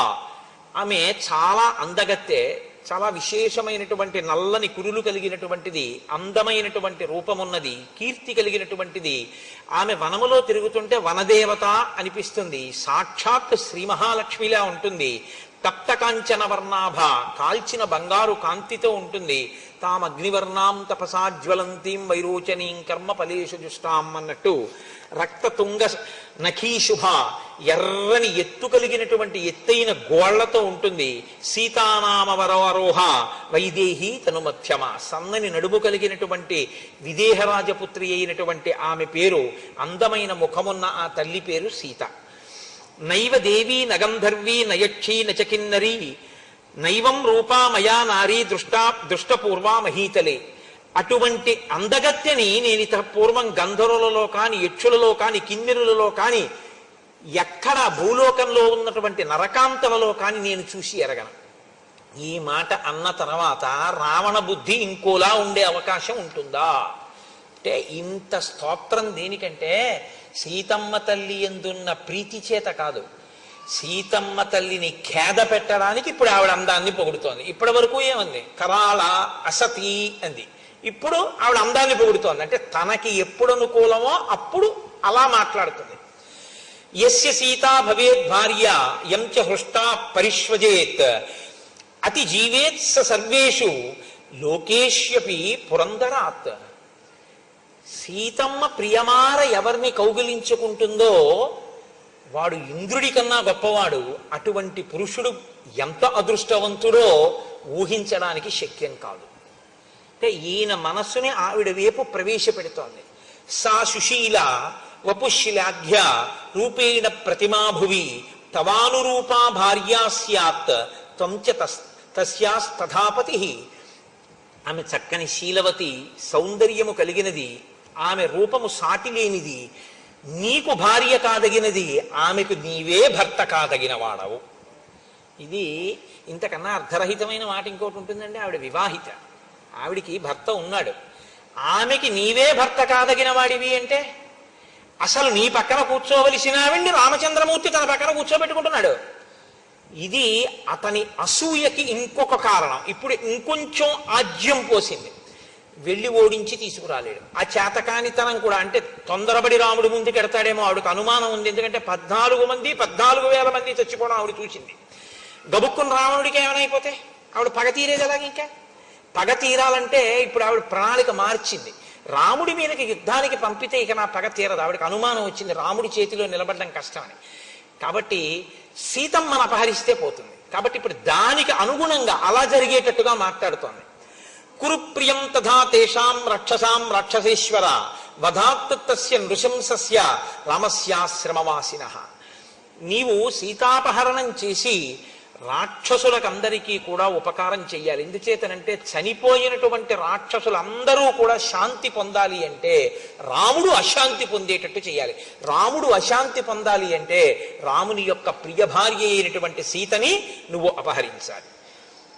ఈ మాటలు చెప్పిన తర్వాత మంత్రులు ఎంత గొప్పవాళ్ళో, ఆయన మంత్రులందరితోటి ఒకసారి సమావేశం పెట్టి ఆవిడ ఒక చాలా చమత్కారమైనటువంటి మాట ఒకటి చెప్పింది. అసలు నేను ఆ సీతని నీకు భార్యని చేద్దామనే తీసుకొచ్చే ప్రయత్నం చేశాను.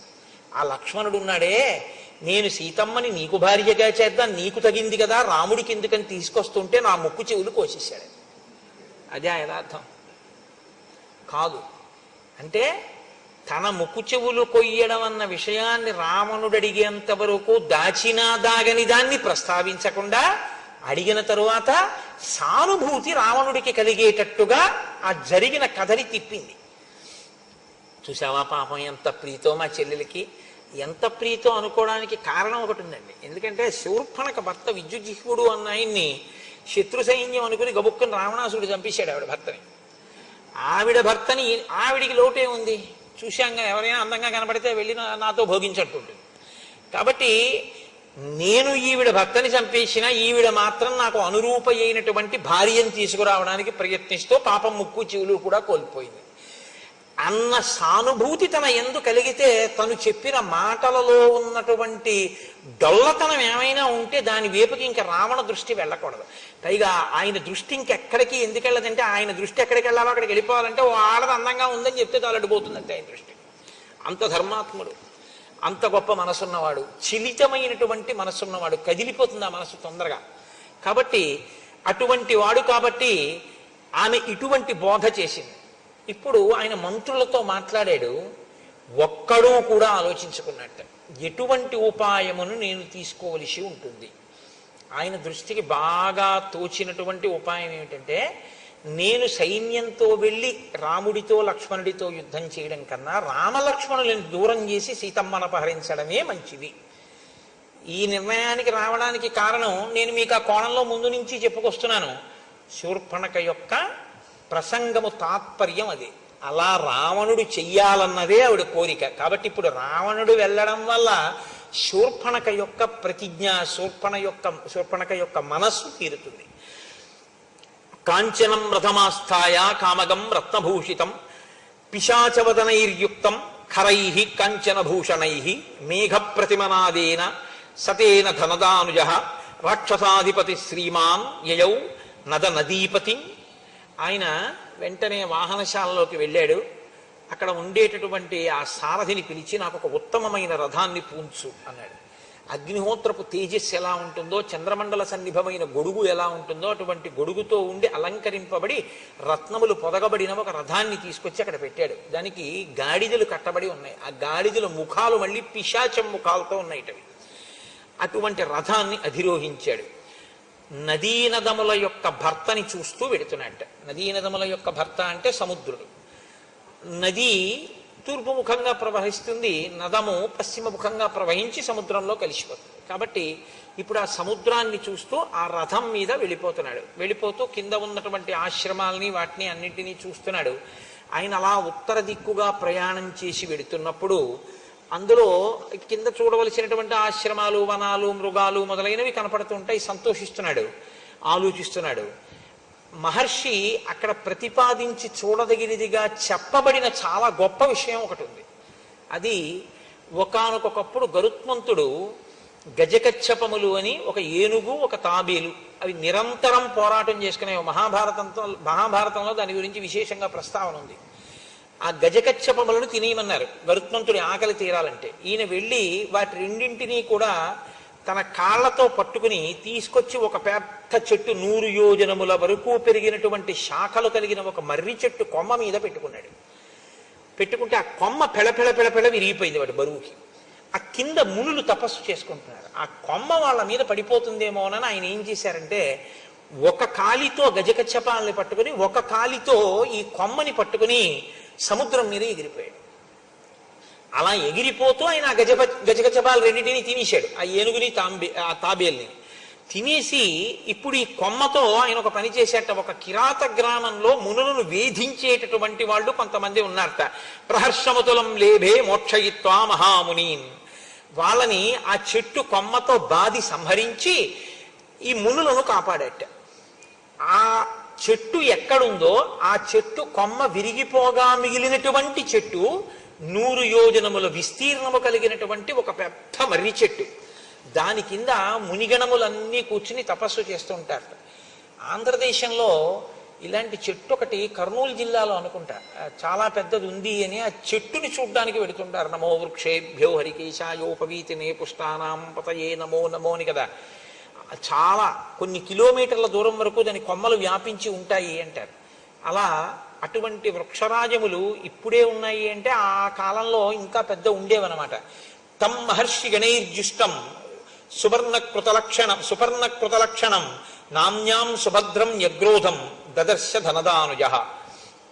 సుభద్రం అనేటటువంటి పేరు కలిగిన ఆ మర్రి చెట్టుని ఈ రావణాసురుడు చూశాడు. అంత పెద్ద మర్రి చెట్టుని ఆయన మెల్లగా సముద్ర తీర ప్రాంతంలో, అంటే ఉత్తర సముద్ర తీర ప్రాంతం దగ్గరికి వెళ్ళిన తర్వాత మారీచుని యొక్క ఆశ్రమాన్ని చూశాడంటే తన కార్యమును సాధించుకోవడానికి.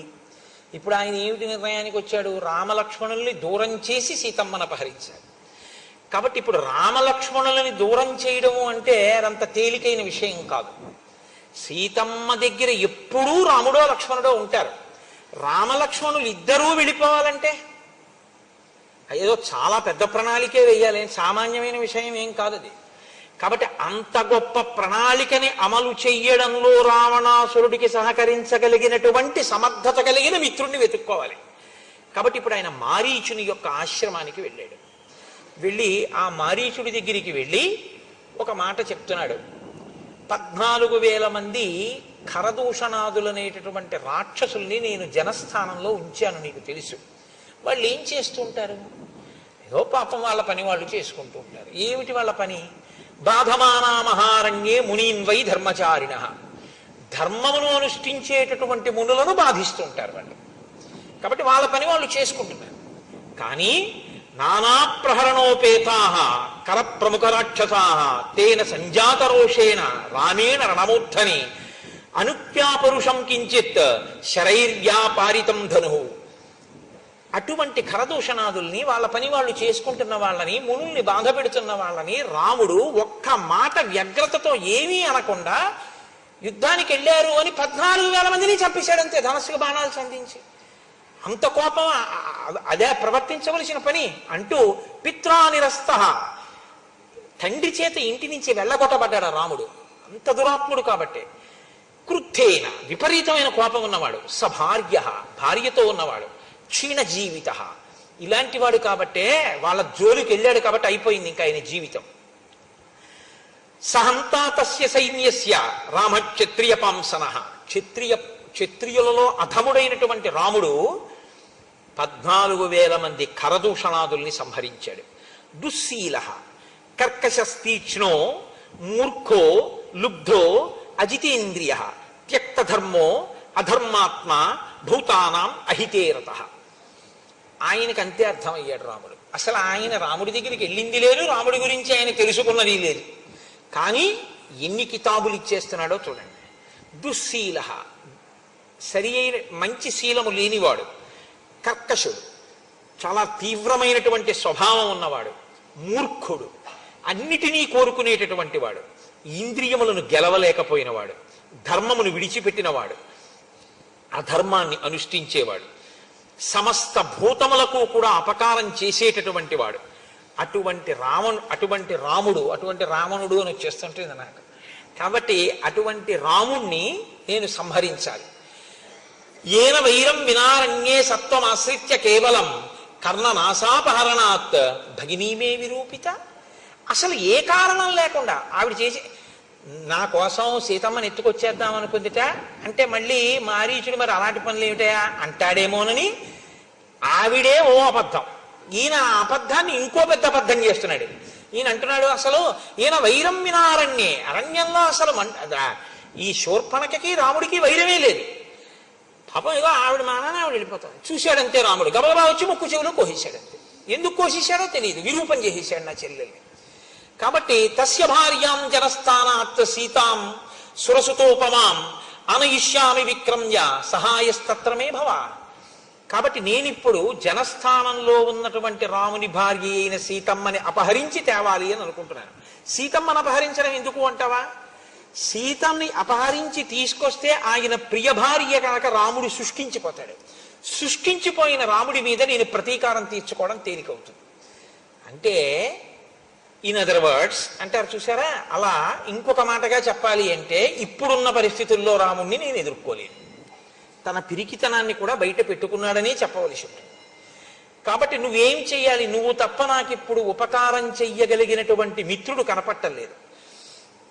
సవర్ణస్త్వం మృగో భూత్వా చిత్రో రజిత బిందుభిః ఆశ్రమే తస్య రామస్య సీతాయాః ప్రముఖే చర త్వాంతు నిస్సంశయం సీత దృష్ట్వాతు మృగరూపిణం గృహ్యతామితి భర్తారం లక్ష్మణంచాభిదాస్యసి.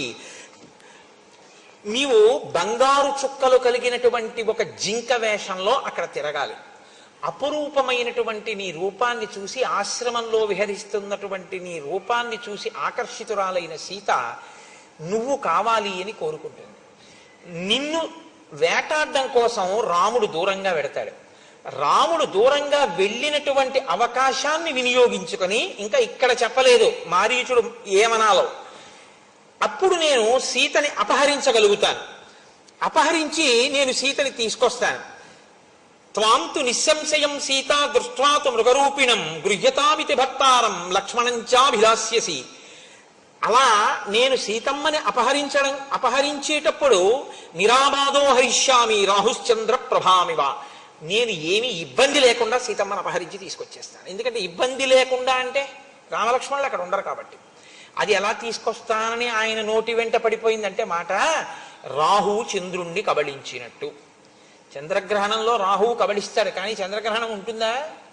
చంద్రుడు మళ్ళీ బయటికి వచ్చేస్తాడు, రాహువు పోతాడు. రాహువు ఎప్పుడు పాపగ్రహం కిందే కదా. కాబట్టి సీతమ్మ నేను తీసుకెళ్ళినా మళ్ళీ సీతమ్మ రాముణ్ణి చేరిపోతుంది అన్న మాట రావణుడి నోటి వెంట చెప్పకనే చెప్పేశాడు ఆ రోజున. కాబట్టి రాహువు చంద్రుడిని గ్రసించినట్లు నేను గ్రసిస్తాను అంటే ఈ మాట విన్నట్ట మారీచుడు. తస్య రామకథాం శ్రుత్వా మారీచస్య మహాత్మనః శుష్కం సమభవద్వక్త్రం పరిత్రస్తో బభూవః. ఇక్కడ మహర్షి చాలా అందమైనటువంటి మాట ఒకటి ప్రయోగం చేశారు.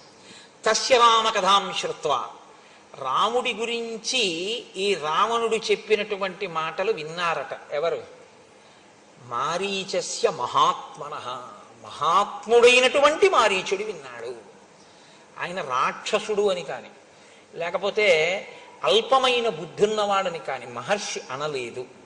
అనలేదు అంటే మారీచుడు మహాత్ముడు అని మహర్షి అంతటి వారు సంబోధించారు అంటే మారీచుని యొక్క ప్రసంగము, మారీచుని యొక్క హృదయము, మారీచుని యొక్క స్థితి ఎలా ఉంటాయో మీరు ఊహించవచ్చు. గతంలో అయితే రామునికి అపకారం చేయబోయినవాడు, విశ్వామిత్రుడికి అపకారం చేయబోయినవాడు, యజ్ఞధ్వంసమునకు పాల్పడినవాడు, అధర్మమునందు ప్రవర్తించినవాడు అయి ఉండి ఉండవచ్చుగాక. కానీ ఇప్పుడున్న మారీచుని పరిస్థితి వేరు. కాబట్టి మారీచస్య మహాత్మనః.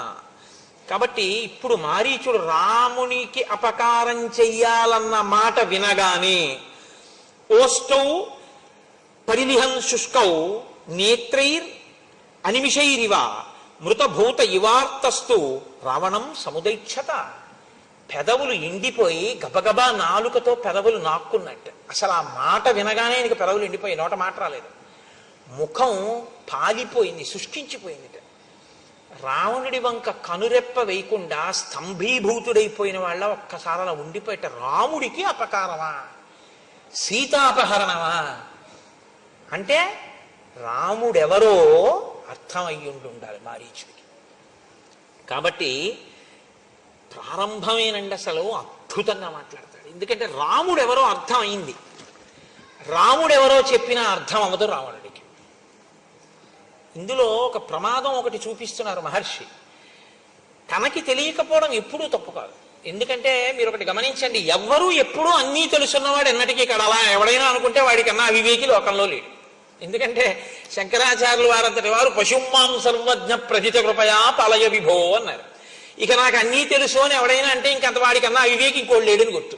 అన్నీ నాకు తెలిసాడు అలా అనగానే వాడి అహంకారం బయటపడిపోతుంది.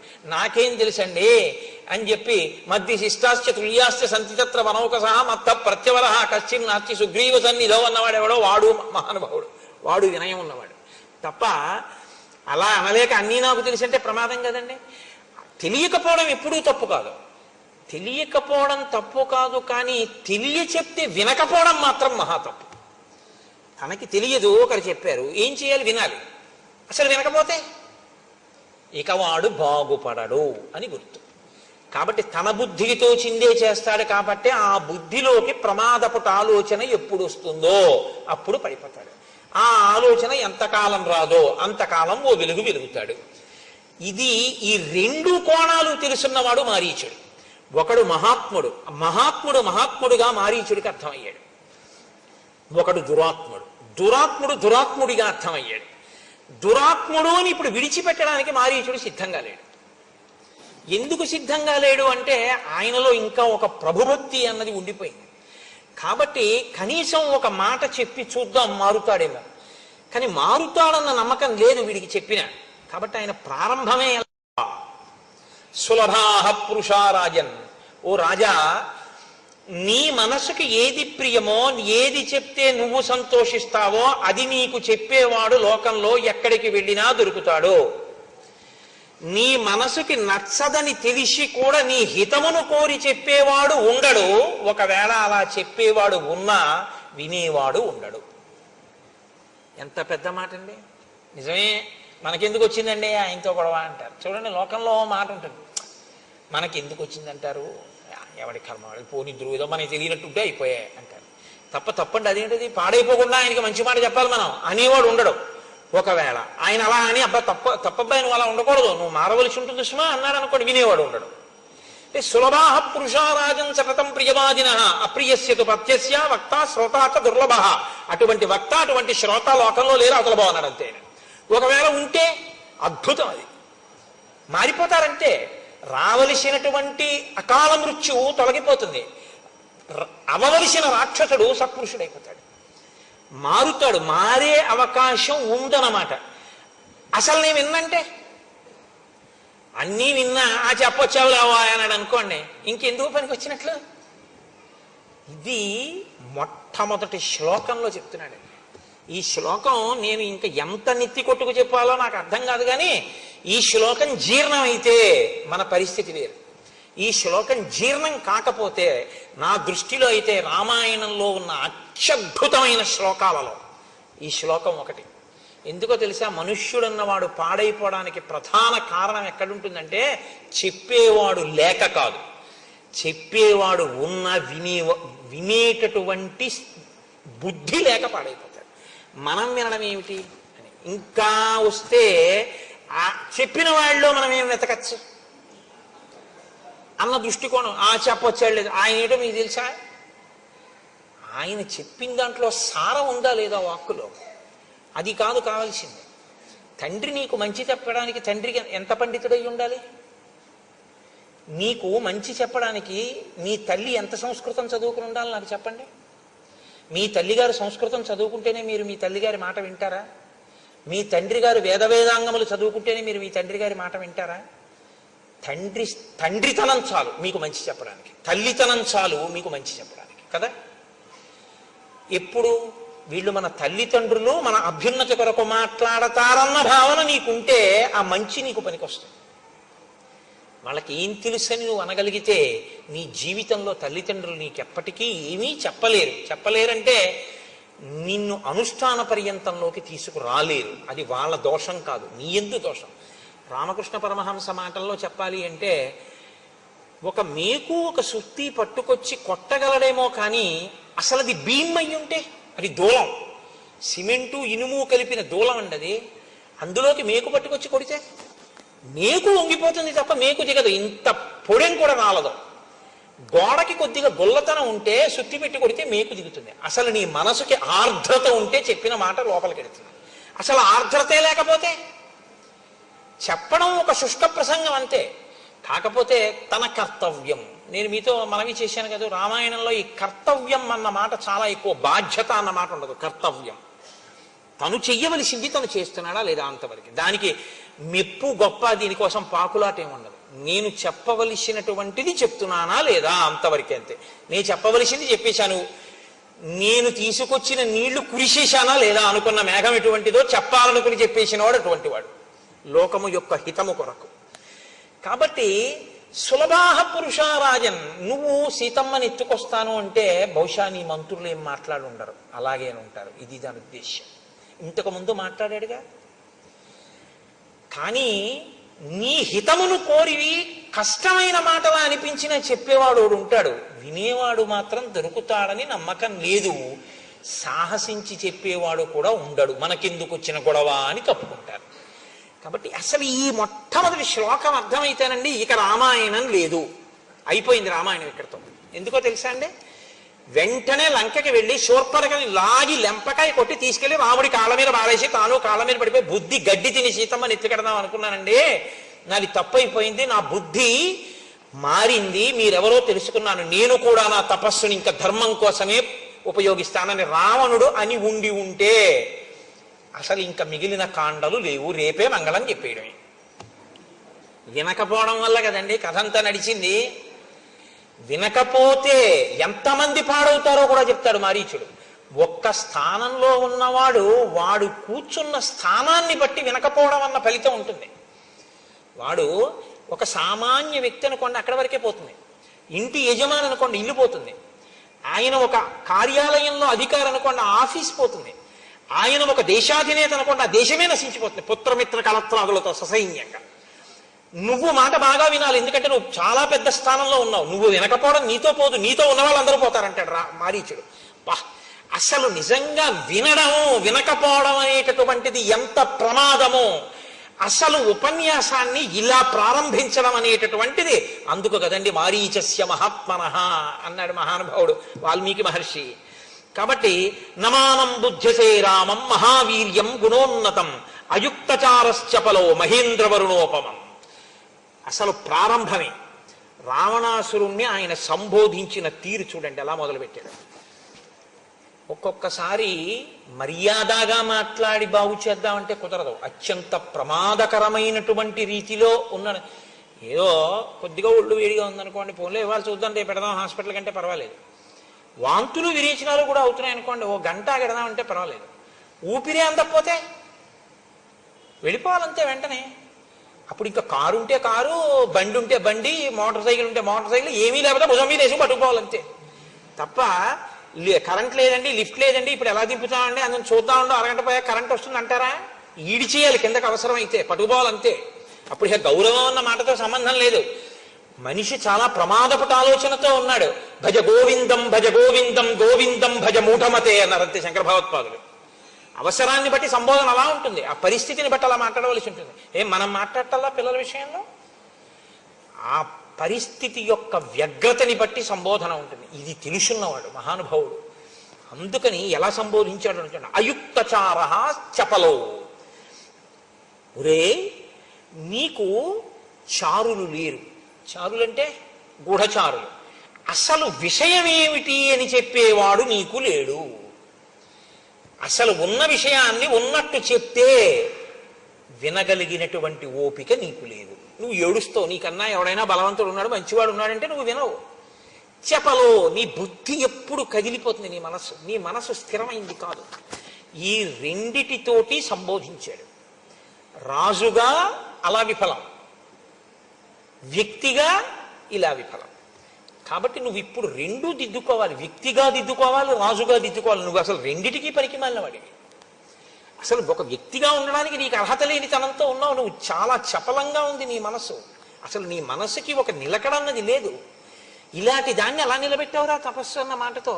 ఇదే ఈ మాటకి తీర్పు ఎక్కడుందో తెలుసా అండి? అయుక్తచార చపలో. ఈ చపలో అన్న మాట రావణుడి పట్ల పదే పదే పదే పదే వాడారు. ప్రయత్నం చేసి మారుతాడేమో అన్న వాళ్ళందరూ సీతమ్మ ఇదే అంది, హనుమ ఇదే అన్నారు. ఆఖరికి మండోదరంది చచ్చిపోయిన తర్వాత రాముడు ఎక్కడ చంపేశాడయా? చలితం చలితేంద్రియం, నీ ఇంద్రియాలు కదిలిన నీ మనస్సు నిన్ను చంపేశాయి అన్నారు. దీని డిజాస్టర్ అంటారే, దీని ప్రమాదం ఎక్కడొస్తుందో ఆ ప్రమాదాన్ని అక్కడ వరకు లెక్క కట్టి దాంతో సంబోధించి మాట్లాడాడు. మహాత్మనః కాకపోతే ఎవరండి ఆయన?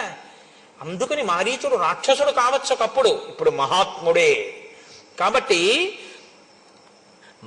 ఆయన రాముడి గురించి ఏమిటో నువ్వు మాట్లాడతావు?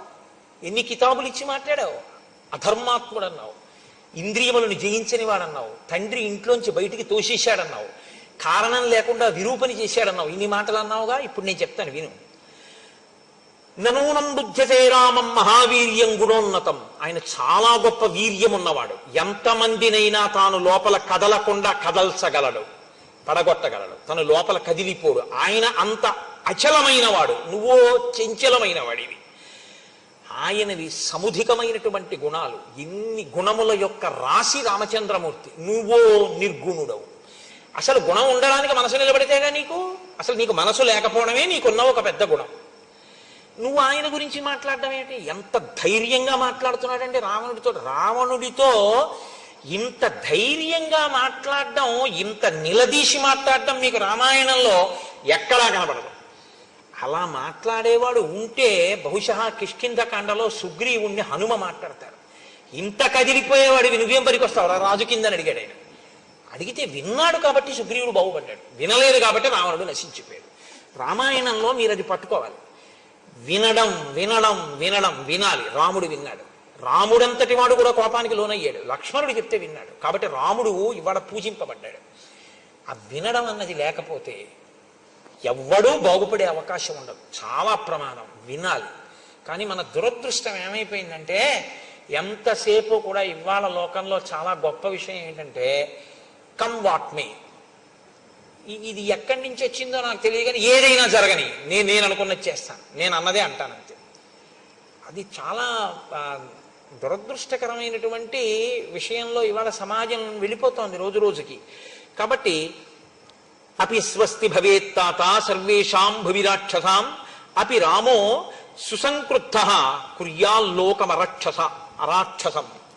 నువ్వు ఏమనుకుంటున్నావో రావణ నాకు తెలియదు, కానీ రాముడి యొక్క భార్య అయిన సీతమ్మని అపహరిస్తానని నువ్వు అంటున్నావు కదా.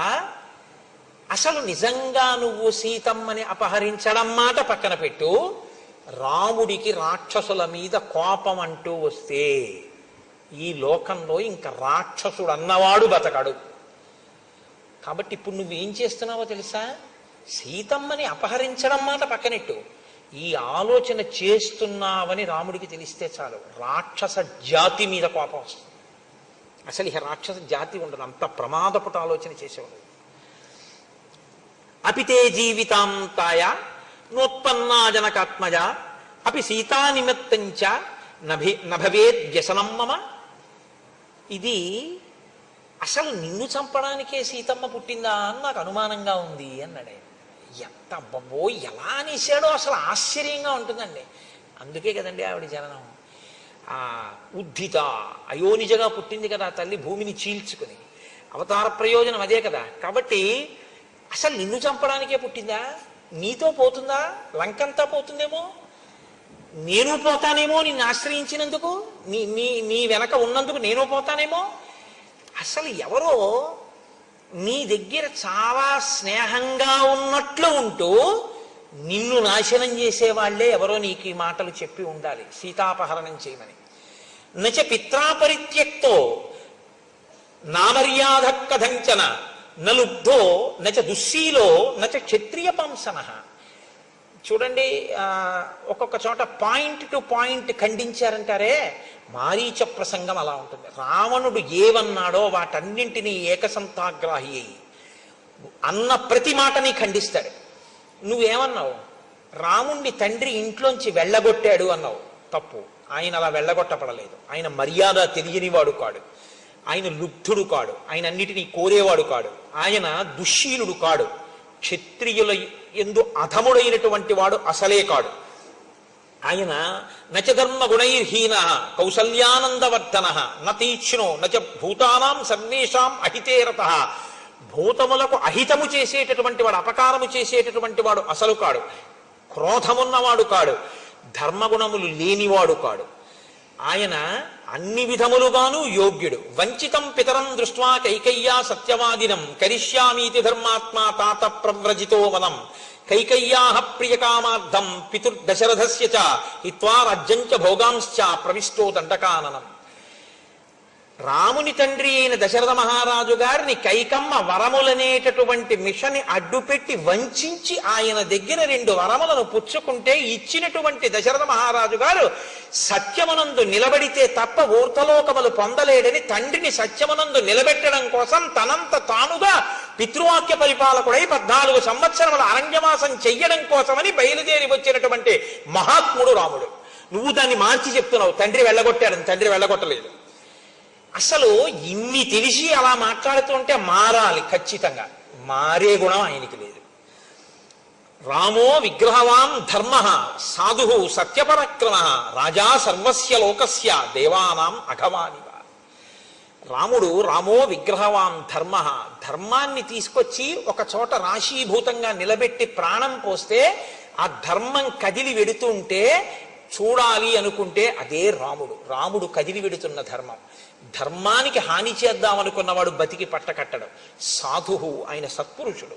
సత్యపరాక్రమ, ఆయన నిరంతరము సత్యమునే అనుష్ఠిస్తాడు కాబట్టి అదే ఆయన పరాక్రమం. కాబట్టి చెక్కు చెదరదది. రాజా సర్వస్య లోకస్య, రాముడు ఇక్కడ కాదు, ఈ రాజ్యానికి కాదు, సమస్త లోకములకు రాజు. అంటే ఆయన ఎవరో, రాముడెవరు అన్న సత్యాన్ని మారీచుడు గ్రహించగలిగాడు. దేవానాం అథవానివ, దేవతలకు ఇంద్రుడు ఎటువంటి వాడో రాముడు అటువంటి వాడు. నువ్వు సీతమ్మను అపహరిస్తానన్నావుగా, కథం తం తస్య వైదేహీం రక్షితాం స్వేన తేజస ఇచ్చసి ప్రసభం హర్తుం ప్రభామివ వివస్వతః. ఆ సీతమ్మ రాముని చేతనే రక్షింపబడుతుంది, రామలక్ష్మణులని దూరంగా పంపితే నువ్వు అపహరించగలను అనుకుంటున్నావు. పిచ్చాడా? సీతమ్మ తన తేజస్సుతో తనని తాను రక్షించుకుంటుంది. ఆమె తేజస్సు ఏమిటో తెలుసా? ఆవిడ పాతివ్రత్యమే.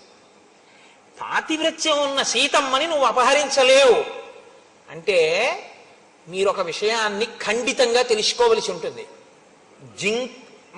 బంగారు చుక్కలున్న మృగంగా మారీచుడి వెళ్ళినా ఆయనకు ఒక విషయం తెలుసు. నేను హా సీత హా లక్ష్మణ అంటూ పడిపోయినా సీతాపహరణం రావణుడు చెయ్యలేడు. సీతాపహరణం అంటూ జరిగితే సీతమ్మ వెళ్ళింది తప్ప సీతని రావణుడు అపహరించలేదు. సీతమ్మే వెళ్ళడం అంటూ జరిగితే అది రావణ సంహారానికే వచ్చింది తప్ప ఇంకో ప్రయోజనానికి కాదు. కాబట్టి నేను నిమిత్తం, వాడు అనుకుంటున్నాడు నేను ఎడితే వాడు ఎత్తుకెళ్ళగలని ఒత్తి మాట. లేకపోతే ఈ మాట ఎలా చెప్పగలడండి మహాత్మనః? కాబట్టి కథం తం తస్య వైదేహీం రక్షితాం స్వేన తేజస, తన తేజస్సుతో తనని తాను రక్షించుకుంటుంటుంది ఆవిడ.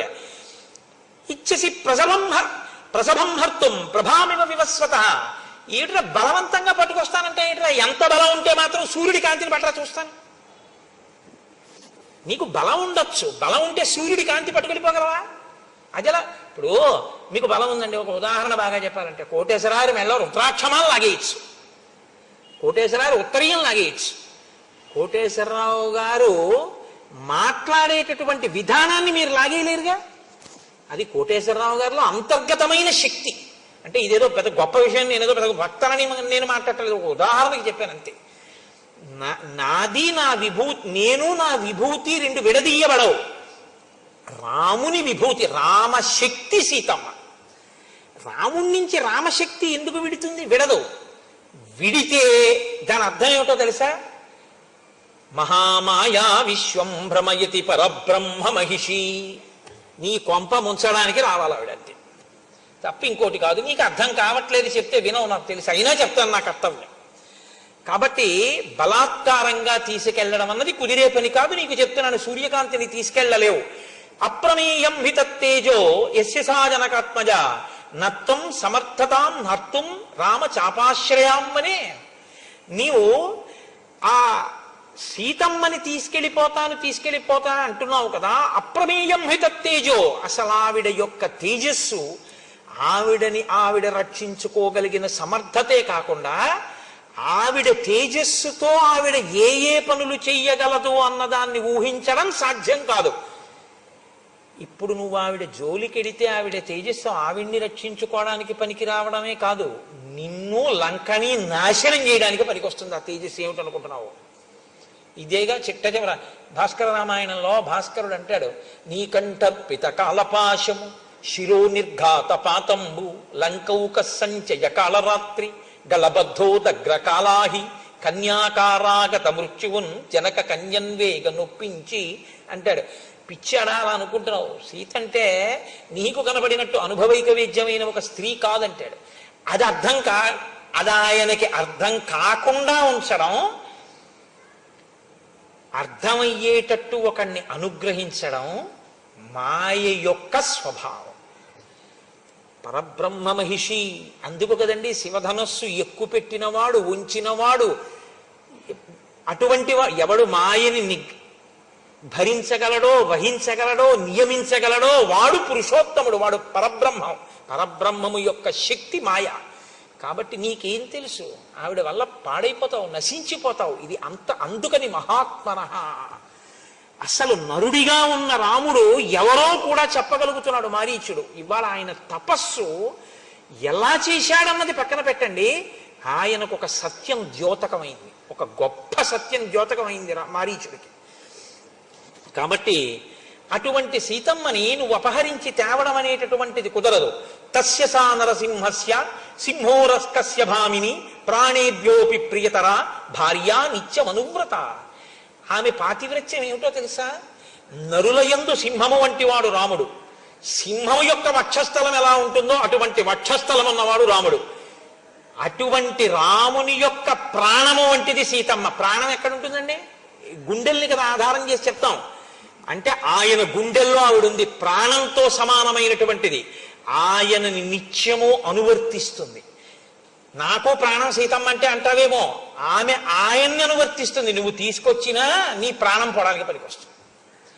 కాబట్టి పిచ్చాడా ఆవిడ్ని తీసుకొస్తానంటే ఏంటి? జీవితం చ సుఖం చైవ రాజ్యం చైవ సుదుర్లభం యదీచ్ఛసి చిరం భోక్తం మాకృధారామ విప్రియం.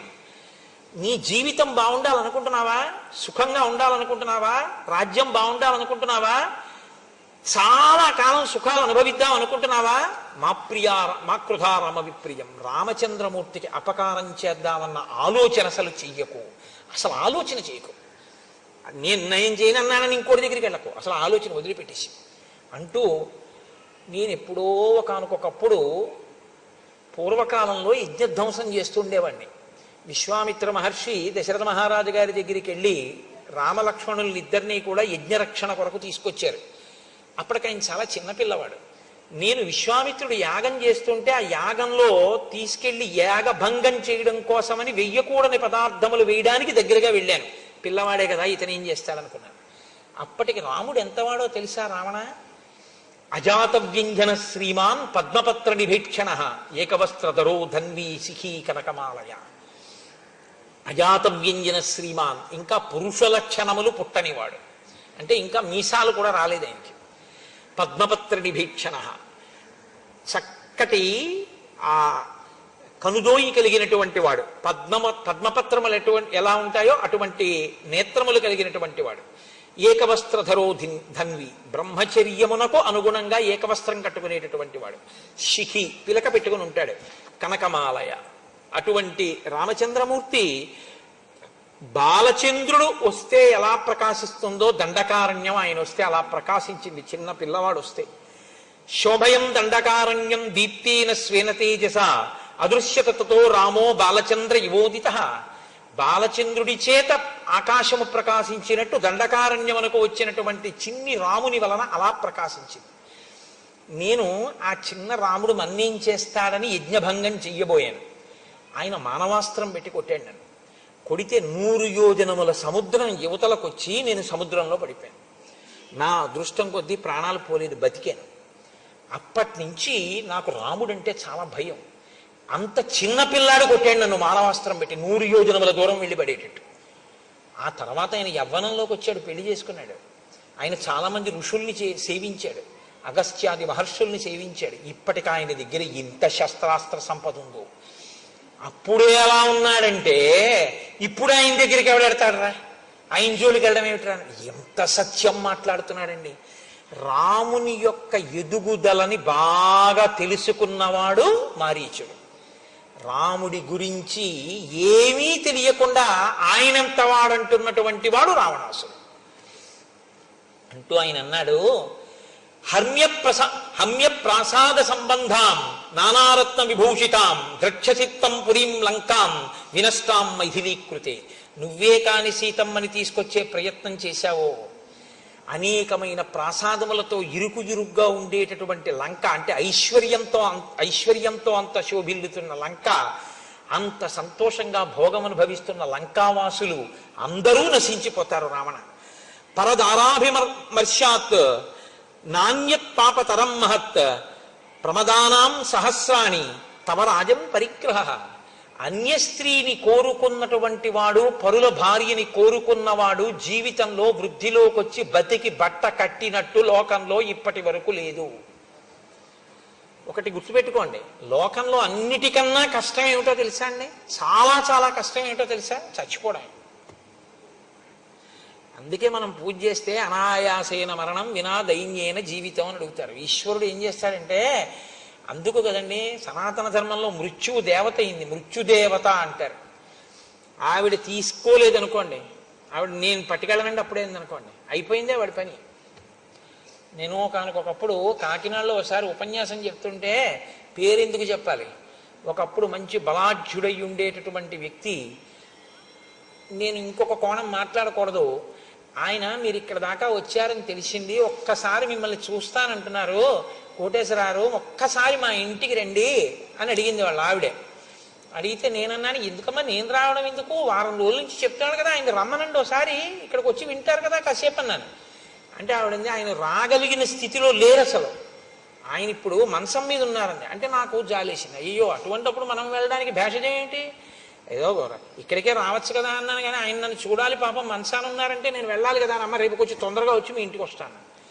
తొందరగా వచ్చి వాళ్ళ ఇంటికి వెళ్ళాను. వెళితే ఆవిడంది, నేను ఆ మేడ మీదకి తీసుకెళ్తున్నారు నన్ను, ఆయన ఉన్న గదిలోకి తీసుకెళ్తాను. ఆవిడంది, అయ్యా ఏమనుకోకండి, మీ ఉత్తరీయం తీసి కొంచెం ముక్కుకు అడ్డంగా కట్టుకోండి అన్నారు ఆవిడ. అంటే నేను తెల్లబోయాను, ఎందుకమ్మా కట్టుకోవడం ఎందుకన్నాను, మీరు లోపలికి దాకా రాలేరు అన్నారు ఆవిడ. అంటే అలా ఎందుకు ఉంటుందా అనుకుని నేను ముక్కుకి ఉత్తరీయం అడ్డు పెట్టుకుని ఆ దగ్గరికి వెడితే ఆయనకి 2 కాళ్ళు చెయ్యి నోరు కూడా పడిపోయి, పడిపోతే దొల్లలేడు, మలమూత్రములు తనవి తాను విసర్జించలేడు, తీయలేడు, ఏదీ పడదు, ఎప్పుడూ అతిసారమే, ప్రాణం పోదు. అసలు నేను గుర్తుపట్టలేకపోయినా ఆయన అస్థిపంజరంలో ఉన్నాడు. మలమూత్రములు వెళ్ళి వెళ్ళి వెళ్ళి వెళ్ళి మొత్తం ఆ గదంతా వాసన పట్టేసింది. 10,000 ఇస్తానన్నా ఎవ్వరూ మేము పనిచేయమన్నారు. అన్నం లేకపోతే ఎక్కడో సత్రంలో తింటాం కానండి, మేము చేయమన్నారు. కాబట్టి ఇప్పుడు భార్య కూడా వెళ్ళి చేసే పరిస్థితి కాదు. కాబట్టి ఇప్పుడు ఆయన నా వంక ఇలా తల తిప్పి చూసి కనుల కొనుకులలోంచి ఇలా నీళ్లు కారితే నమస్కారం చేద్దామని ఉంది ఆయనకి. పాపం నా మీద ఎక్కడో ప్రేమ మిగిలిపోయింది. చేతులు లేవు, నమస్కారం చేయలేడు. కనుకొలుకుల వెంట ఇలా నీళ్లు కారిపోతుంటే ప్రయత్నపూర్వకంగా నేను అయ్యయ్యో ఏం పర్వాలేదు అందామని 1-2-3 అడుగులు వేయిపోయి ఆగిపోయాను హఠాత్తుగా. ఎందుకో తెలుసా అండి, పురుగులు పట్టాయి అప్పటికే. శవం చాలాసేపు ఒక చోట ఉంటే చలికంపులా వస్తుంది, అటువంటి చలికంపు గదంతా. 2 అడుగులే వేయగలిగాను నేను. ఇంకా వెళ్ళలేకపోయాను. ఏం పర్వాలేదులేండి అందామంటే మరి ఉత్తరీయం కిందకి జారాలి, నేను ఇంకా ఉండలేకపోయాను, వెళ్ళిపోయాను. ఆ తర్వాత 6 నెలలు ఉన్నాడు ఆయన అలాగా. ఈ దేనికి ఉన్నట్టు అంటే బాధ అనుభవించడానికి ఉన్నాడు. అందుకే మన వాళ్ళు మృత్యువుని దేవతని ఎందుకంటారో తెలుసా అండి, ఈ శరీరము జర్జరీభూతం అయిపోతే దీంట్లోంచి సునాయాసంగా ఆవిడ విడిపించేసింది అనుకోండి, అమ్మయ్య అంట. లేకపోతే ఇప్పటికే చాలా ఖర్చు అయిపోయిందండి, ఇప్పుడు మాత్రం ఏం చేస్తాడు అని ఇంటికి తీసుకెళ్లరు. ఇప్పుడు ఆయన్ని ఎక్కడ పెడతామంటారు, అన్నదమ్ములు వాటాలు వేసుకుంటారు, వీధరుగు మీద పెడతారు, ఆ గదిలో పెడతారు. పలకరించేవాడు ఉండడు, చూసేవాడు ఉండడు, తన అలా పడి ఉండాలి. అలా తీసుకెడుతుంది కాబట్టే సనాతన ధర్మంలో మృత్యువుకి కూడా దేవతాస్థానం ఇచ్చి గౌరవించారు. కాబట్టి వెళ్ళిపోవడం అనేటటువంటిది అంత తేలిక కాదు. రావణ ఏదో అనుకుంటున్నావు, నీ ఒక్కడివి వెళ్ళిపోతాను అనుకుంటున్నావా? సీతమ్మ జోలికెడితే ఇంత భోగం అనుభవిస్తున్న లంక వెళ్ళిపోతుంది అన్నాడు. నిజంగా ఆ ఒక్క మాట కొంచెం జీర్ణం అయ్యి ఉంటేనండి రావణుడికి, అది ఎలా అన్నాడంతే, ఒకవేళ అది కూడా అయితే అని ఆలోచించి ఉంటే, నా కళ్ళ ముందు ఇంతమంది వెళ్ళిపోయి నేను ఒక్కనే మిగిలిపోతే ఉన్నట్టా ఊడిపోయినట్టా అని ఒక ఆలోచన చేసి ఉంటే బహుశా మార్పు వచ్చి ఉండేదేమో. అసలు వినడం వల్ల గుణం లేదు కదండి, ఇదే అది వద్దు ఎక్కడ. అందుకు కదండి మహానుభావుడు సులభాహ పురుషారాజంచతం ప్రియవాదిన అప్రియస్యతు పత్యస్య వక్త శ్రోతాచ దుర్లభ అంటూ మొదలెట్టాడు. ఏమి మారీచుడండి మహానుభావుడు. కాబట్టి నాశనం అయిపోతుంది రా లంక, నా మాట విను, వెళ్ళకు సీతమ్మ జోలికి. పరదార జోలికి వెళ్ళి బాగుపడిన వాడు లేడు. అంటే పరదార జోలికి వెళ్ళావో అంత తొందరగా మృత్యువు రాదు, అప్పుడు వస్తుంది. అప్పుడు ఈశ్వరుడు ఏం చేస్తాడంటే తీర్పు స్థానంలో కూర్చుంటాడు, తీయడు, ఉండి ఉపయోగం ఉండదు, అప్పుడు అనుభవంలోకి వస్తుంది పాపం. ఎవరు చూసేవాళ్ళు, అమ్మో సీతమ్మ సుందరకాండలో మాట్లాడుతుంది, ఇంకా వాతలు పెట్టేస్తుంది ఆవిడ, అయితే మాత్రం ఆయనకి అంటిందా. కాబట్టి భవస్వదార నిరత స్వకులం రక్ష రాక్షస మానం బుద్ధించ రాజ్యంచ జీవితం చేష్టమాత్మన కళత్రాణి చ సౌమ్యాని మిత్రవర్గం తథైవచ యదిచ్ఛసి చిరం భోక్తం మాకృధా రామ విప్రియం. నీ దార యందు, నీ భార్యల యందు నువ్వు తృప్తి పొందు, నీ కులాన్ని నువ్వు రక్షించుకో, నీ యొక్క గౌరవాన్ని నువ్వు కాపాడుకో, నీ బుద్ధిని సక్రమంగా ఉంచుకో, నీ రాజ్యాన్ని కాపాడుకో, నీ జీవితాన్ని కాపాడుకో. కళత్రానికి సౌమ్యాని, నీ యొక్క భార్యలతో నువ్వు సంతోషంగా ఉండాలని నువ్వు కోరుకుంటే, మిత్రవర్గం తథైవచ, నీ మిత్రులు సంతోషంగా ఉండాలని కోరుకుంటే, యదీచ్ఛసి చిరం భోక్తం, నువ్వు చాలా కాలం ఇలా సుఖాలు అనుభవించాలనుకుంటే మాకృధా రామ విప్రియం, రామునికి మాత్రం అపకారం చేద్దాము అని ఎప్పుడూ అనుకోకు. నేను ఒకప్పుడు మృగరూపాన్ని దాల్చి ఇంకొక ఇద్దరు మిత్రులతో కలిసి రాముడు అరణ్యవాసం చేస్తుండగా వెళ్ళాను. రాముడు కూర్చుని ఉన్నాడు. అప్పుడు నేను అనుకున్నాను, ఇప్పుడు తాపసి కందమూలాలు తింటున్నాడు, చాలా కాలమైంది కదా, అప్పుడు మానవాస్త్రం పెట్టి కొట్టాడని గుర్తు తెచ్చుకుని ఒక క్రూర మృగం రూపంలో ఉన్నాను కాబట్టి ఇప్పుడు నన్ను ఏం చెయ్యగలడని రాముడి మీదకి పరిగెత్తాను. తాపసం నియతాహారం సర్వభూత హితేరతం సోహం వనగతం రామం పరిభూయ మహాబలం. ఆయన బలాన్ని తిరస్కరించి ఆయన మీదకి మృగరూపంలో పరిగెత్తాను. తాపసోయమితి జ్ఞాత్వా పూర్వవైరమనుస్మరం, అప్పుడు నన్ను అస్త్రం పెట్టి కొట్టినటువంటి విషయం నా జ్ఞాపకంలో ఉంది, ఇప్పుడు ప్రతీకారం తీర్చుకుందామని వెళ్ళాను. అభ్యదానం హి సంక్రుద్ధ తీక్ష్ణ శృంగో మృగాకృతి, నేను వాడి అయిన కొమ్ములతో మృగరూపంలో ఉన్నానప్పుడు.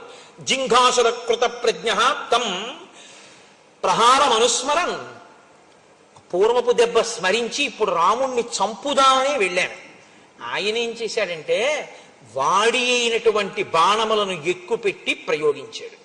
నాతో వచ్చినటువంటి వాళ్ళు అక్కడే ఆ బాణపు దెబ్బ గుండెల్ని చీల్చి చంపేసింది. నేను అటు ఇటు తిరిగి ఆ బాణపు దెబ్బ తప్పుకుని పారిపోయి వచ్చాను. బాణం నాకు తగలలేదు, కానీ ఇహ ప్రవ్రాజితో యుక్త తాపసోహం సమాహిత, ఆ రోజు పారిపోయి వచ్చిన వాడిని అప్పటి నుంచి ఓ పర్ణశాల కట్టుకుని తపస్సు చేయడం మొదలెట్టాను. ఇహ బయటికి వెళ్ళటలేదు. ఎందుకు వెళ్ళటం లేదంటావేమో, వృక్షే వృక్షే చ పశ్యామి చీర కృష్ణాజినంబరం గృహీత ధనుషం రామం పాశహస్తం ఇవాంతకం.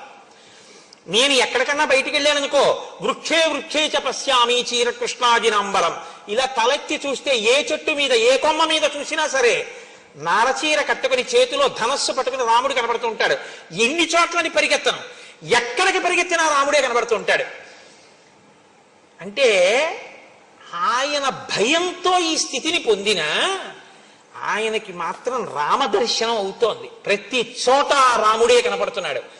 వనం కనపడటం లేదు, రాముడు కనపడుతున్నాడు. విశ్వం కనపడలేదు, విశ్వనాథుడు కనపడినట్టు, లోకము స్థానంలో లోకేశ్వరుడు కనపడినట్టు ఆయనకి రాముడే కనపడుతున్నాడు. కానీ భక్తితో మాత్రం కాదు.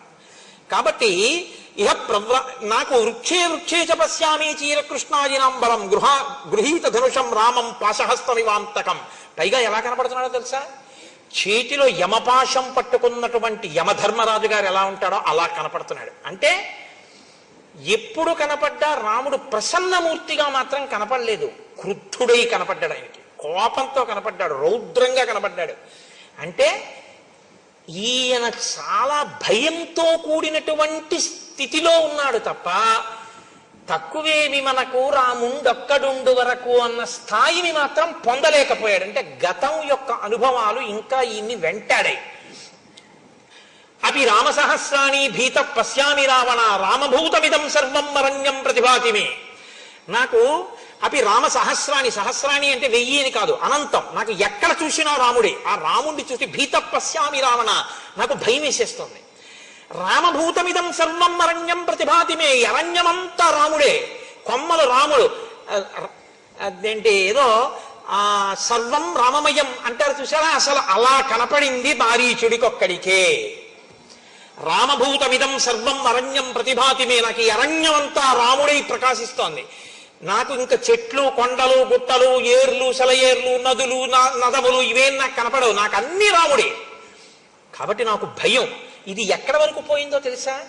పడుకుందామంటే దృష్ట్వా స్వప్నగతం రామం, కల వస్తే రాముడు వస్తాడు.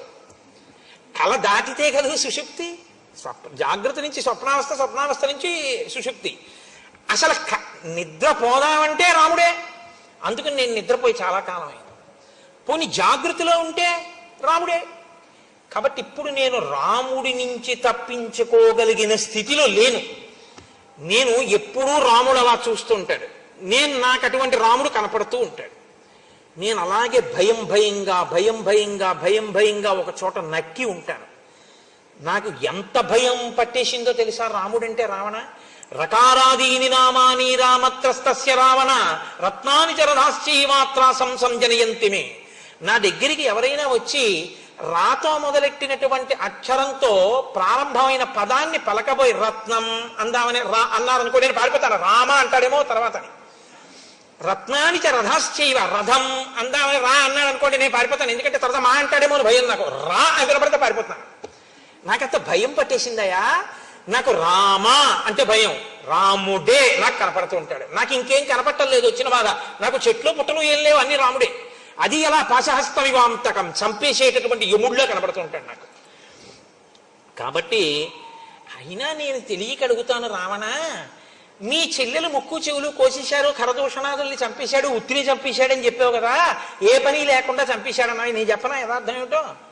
ఇది శూర్పణకాహేతో జనస్థానగతకర అతివృత్తో హతపూర్వం రామేణా కృష్ణకర్మణా అత్ర బ్రూహి యథాతత్వం కో రామస్య వ్యతిక్రమ.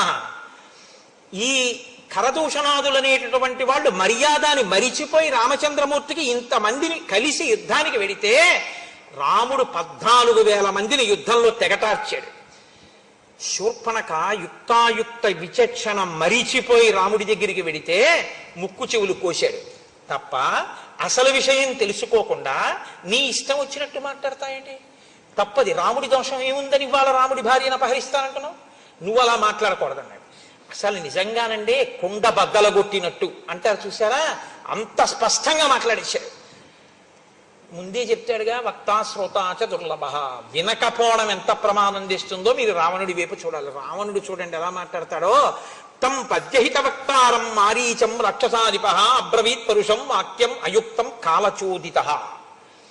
కాలుని చేత చోదితమైన వాడు అంటే యమధర్మరాజు గారి చేత గ్రసింపబడడానికి సిద్ధంగా ఉన్నవాడికి మంచి మాట తలకెందుకు ఎక్కుతుంది?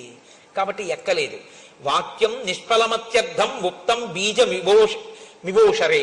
ఉషర క్షేత్రంలో పడినటువంటి విత్తనం ఎలా మొలకెత్తదో అలా మారీచుడు ఇంత కష్టపడి చెప్పినా రావణాసురుడి తలకెక్కలేదు.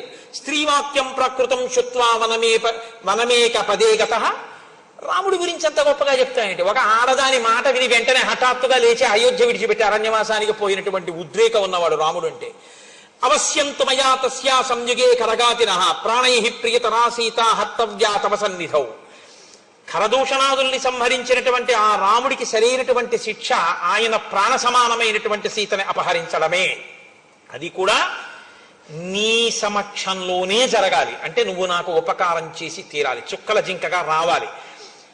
నా మాట వినద్దనుకుంటున్నావేమో. పంచరూపాణి రాజానో ధారయంత్యమి తేజసౌః అగ్నేరింద్రస్య సోమస్య వరుణస్య యమస్య చ ఔష్ట్యం తథా విక్రమంచ సౌమ్యం దండం ప్రసన్నతాం. రాజు అంటే రాజు ఒక్కడే అనుకుంటున్నావేమో, రాజు 5 రూపాల్లో ఉంటాడు. ఆయన అగ్నేరింద్రస్య సోమస్య వరుణస్య యమస్య చ. అగ్ని స్వరూపం ఆయనే, ఇంద్రస్వరూపం ఆయనే, వరుణస్వరూపం ఆయనే, సోమస్వరూపం ఆయనే, యమస్వరూపం ఆయనే.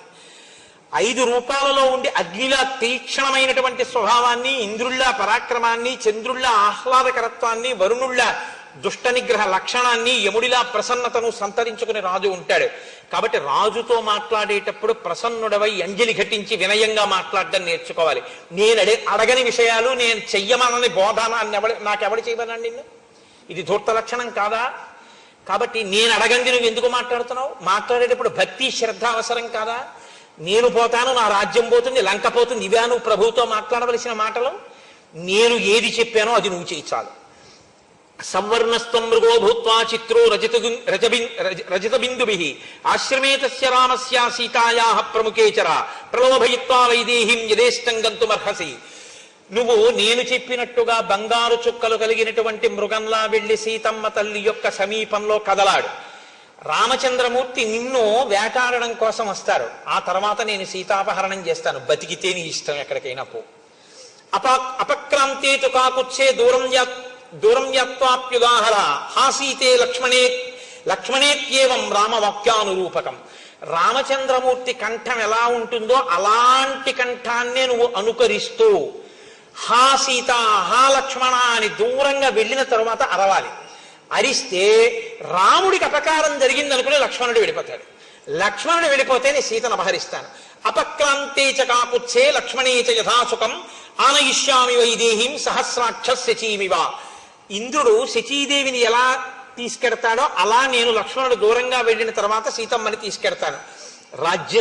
రాజ్యస్యార్థం ప్రయచ్చామి మారీచ తవ సువ్రత.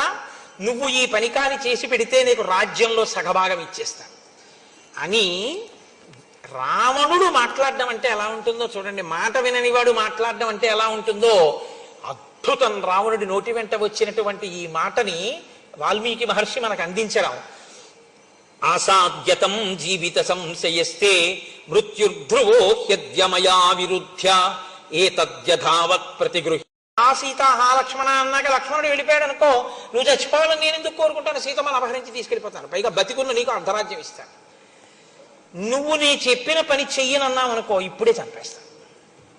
కాబట్టి చచ్చిపోవడం ఖాయం నీకు రెండు రకాలుగా. ఒకటి నా చేతిలో అన్నా చచ్చిపోవాలి, రెండు రాముడి చేతిలో అన్నా చచ్చిపోవాలి. రాముడి చేతిలో చచ్చిపోతావా, నా చేతిలో చచ్చిపోతావా? రెండు. రాముడి దగ్గరికి వెడితే బతకచ్చేమో, ఇంతకన్నా ఇంకో మాట ఉండదు. ఎందుకో తెలుసా? రాముడి దగ్గరికి వెడితే ఇంకా జింక వేషంలో సీతమ్మ తల్లిని లోభ పెట్టడానికి వచ్చిన మృగము అని ఆయన కంఠాన్ని అనుకరించి పలికిన తరువాత ఆయన బాణం వేస్తే బతికుంటాడా? కాబట్టి ఇవ్వబడినటువంటి అవకాశం ఏమిటంటే నా చేతిలో చస్తావా, రాముడి చేతిలో చస్తావా. మారీచస్య మహాత్మనః ఏం కోరుకుంటాడు? రాముడి చేతిలో చచ్చిపోవడాన్నే కోరుకుంటాడు. చచ్చిపోవడం అన్నది ఎలాగో తథ్యం, ఈ రాముడి చేతిలో ఎందుకు చావు? కాబట్టి ఆఖరి అవకాశంగా ఇంకొక మాట చెప్పి చూస్తాను ఏమంటాడో. కాబట్టి పాపం మారీచుడు మళ్ళీ 4 మంచి మాటలు మాట్లాడడం ప్రారంభం చేశాడు. ఆ మంచి మాటలు ఏమిటో ఏదో గబగబా చెప్పేయడం నాకు ఇష్టం లేదు. ఎందుచేతనంటే మారీచుడి మాటలంటే అత్యద్భుతం ఆ మాటలు. కాబట్టి రేపటి రోజున నేను ఆ మిగిలినటువంటి మాటల్ని చెప్పి మిగిలినటువంటి కథాక్రమాన్ని రామచంద్రమూర్తి ఎంతవరకు పలికిస్తే అంతవరకు రేపటి రోజున పలికేటటువంటి ప్రయత్నం చేస్తాను. మనం పెట్టుకున్నటువంటి ఆచారాన్ని అనుసరించి ఒక 11 మాటలు రామచంద్రమూర్తి యొక్క నామాన్ని పలుకుదాం.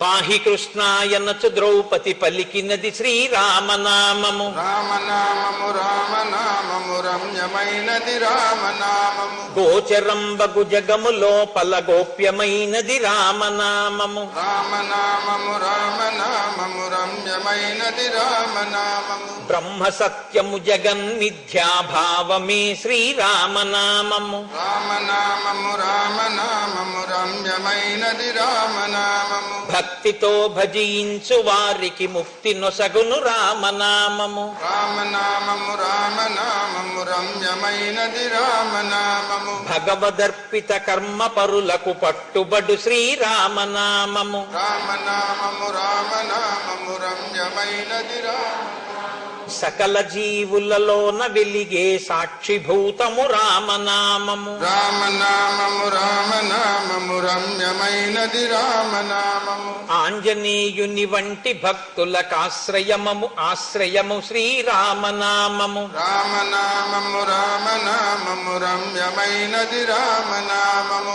రాకడయు పోకడయు లేనిది రమ్యమైనది రామనామము. రామనామము రామనామము రమ్యమైనది రామనామము. సోమ సూర్యాదులను మించిన స్వప్రకాశము రామనామము. రామనామము రామనామము రమ్యమైనది రామనామము. దాసులను రక్షించదయగల ధర్మనామము రామనామము. రామనామము రామనామము రమ్యమైనది రామనామము. పరమపదమును చేరుటకు మరి దారి చూపునది ఈ రామనామము. రామనామము రామనామము రమ్యమైనది రామనామము. తల్లి వలె రక్షించు సుజనుల నెల్ల కాలము రామనామము. రామనామము రామనామము రమ్యమైనది రామనామము. మంగళంబగు భక్తితో పాడిన శుభకరంబగు శ్రీరామనామము. రామనామము రామనామము రమ్యమైనది రామనామము. మంగళాశాసనపరై మదాచార్య పురోగమై సర్వైశ్చ పూర్వైరాచార్యై సత్కృతాయాస్తు మంగళం. మంగళం కోసలేంద్రాయ మహనీయ గుణాత్మనే చక్రవర్తి తనూజాయ సర్వభౌమాయ మంగళం.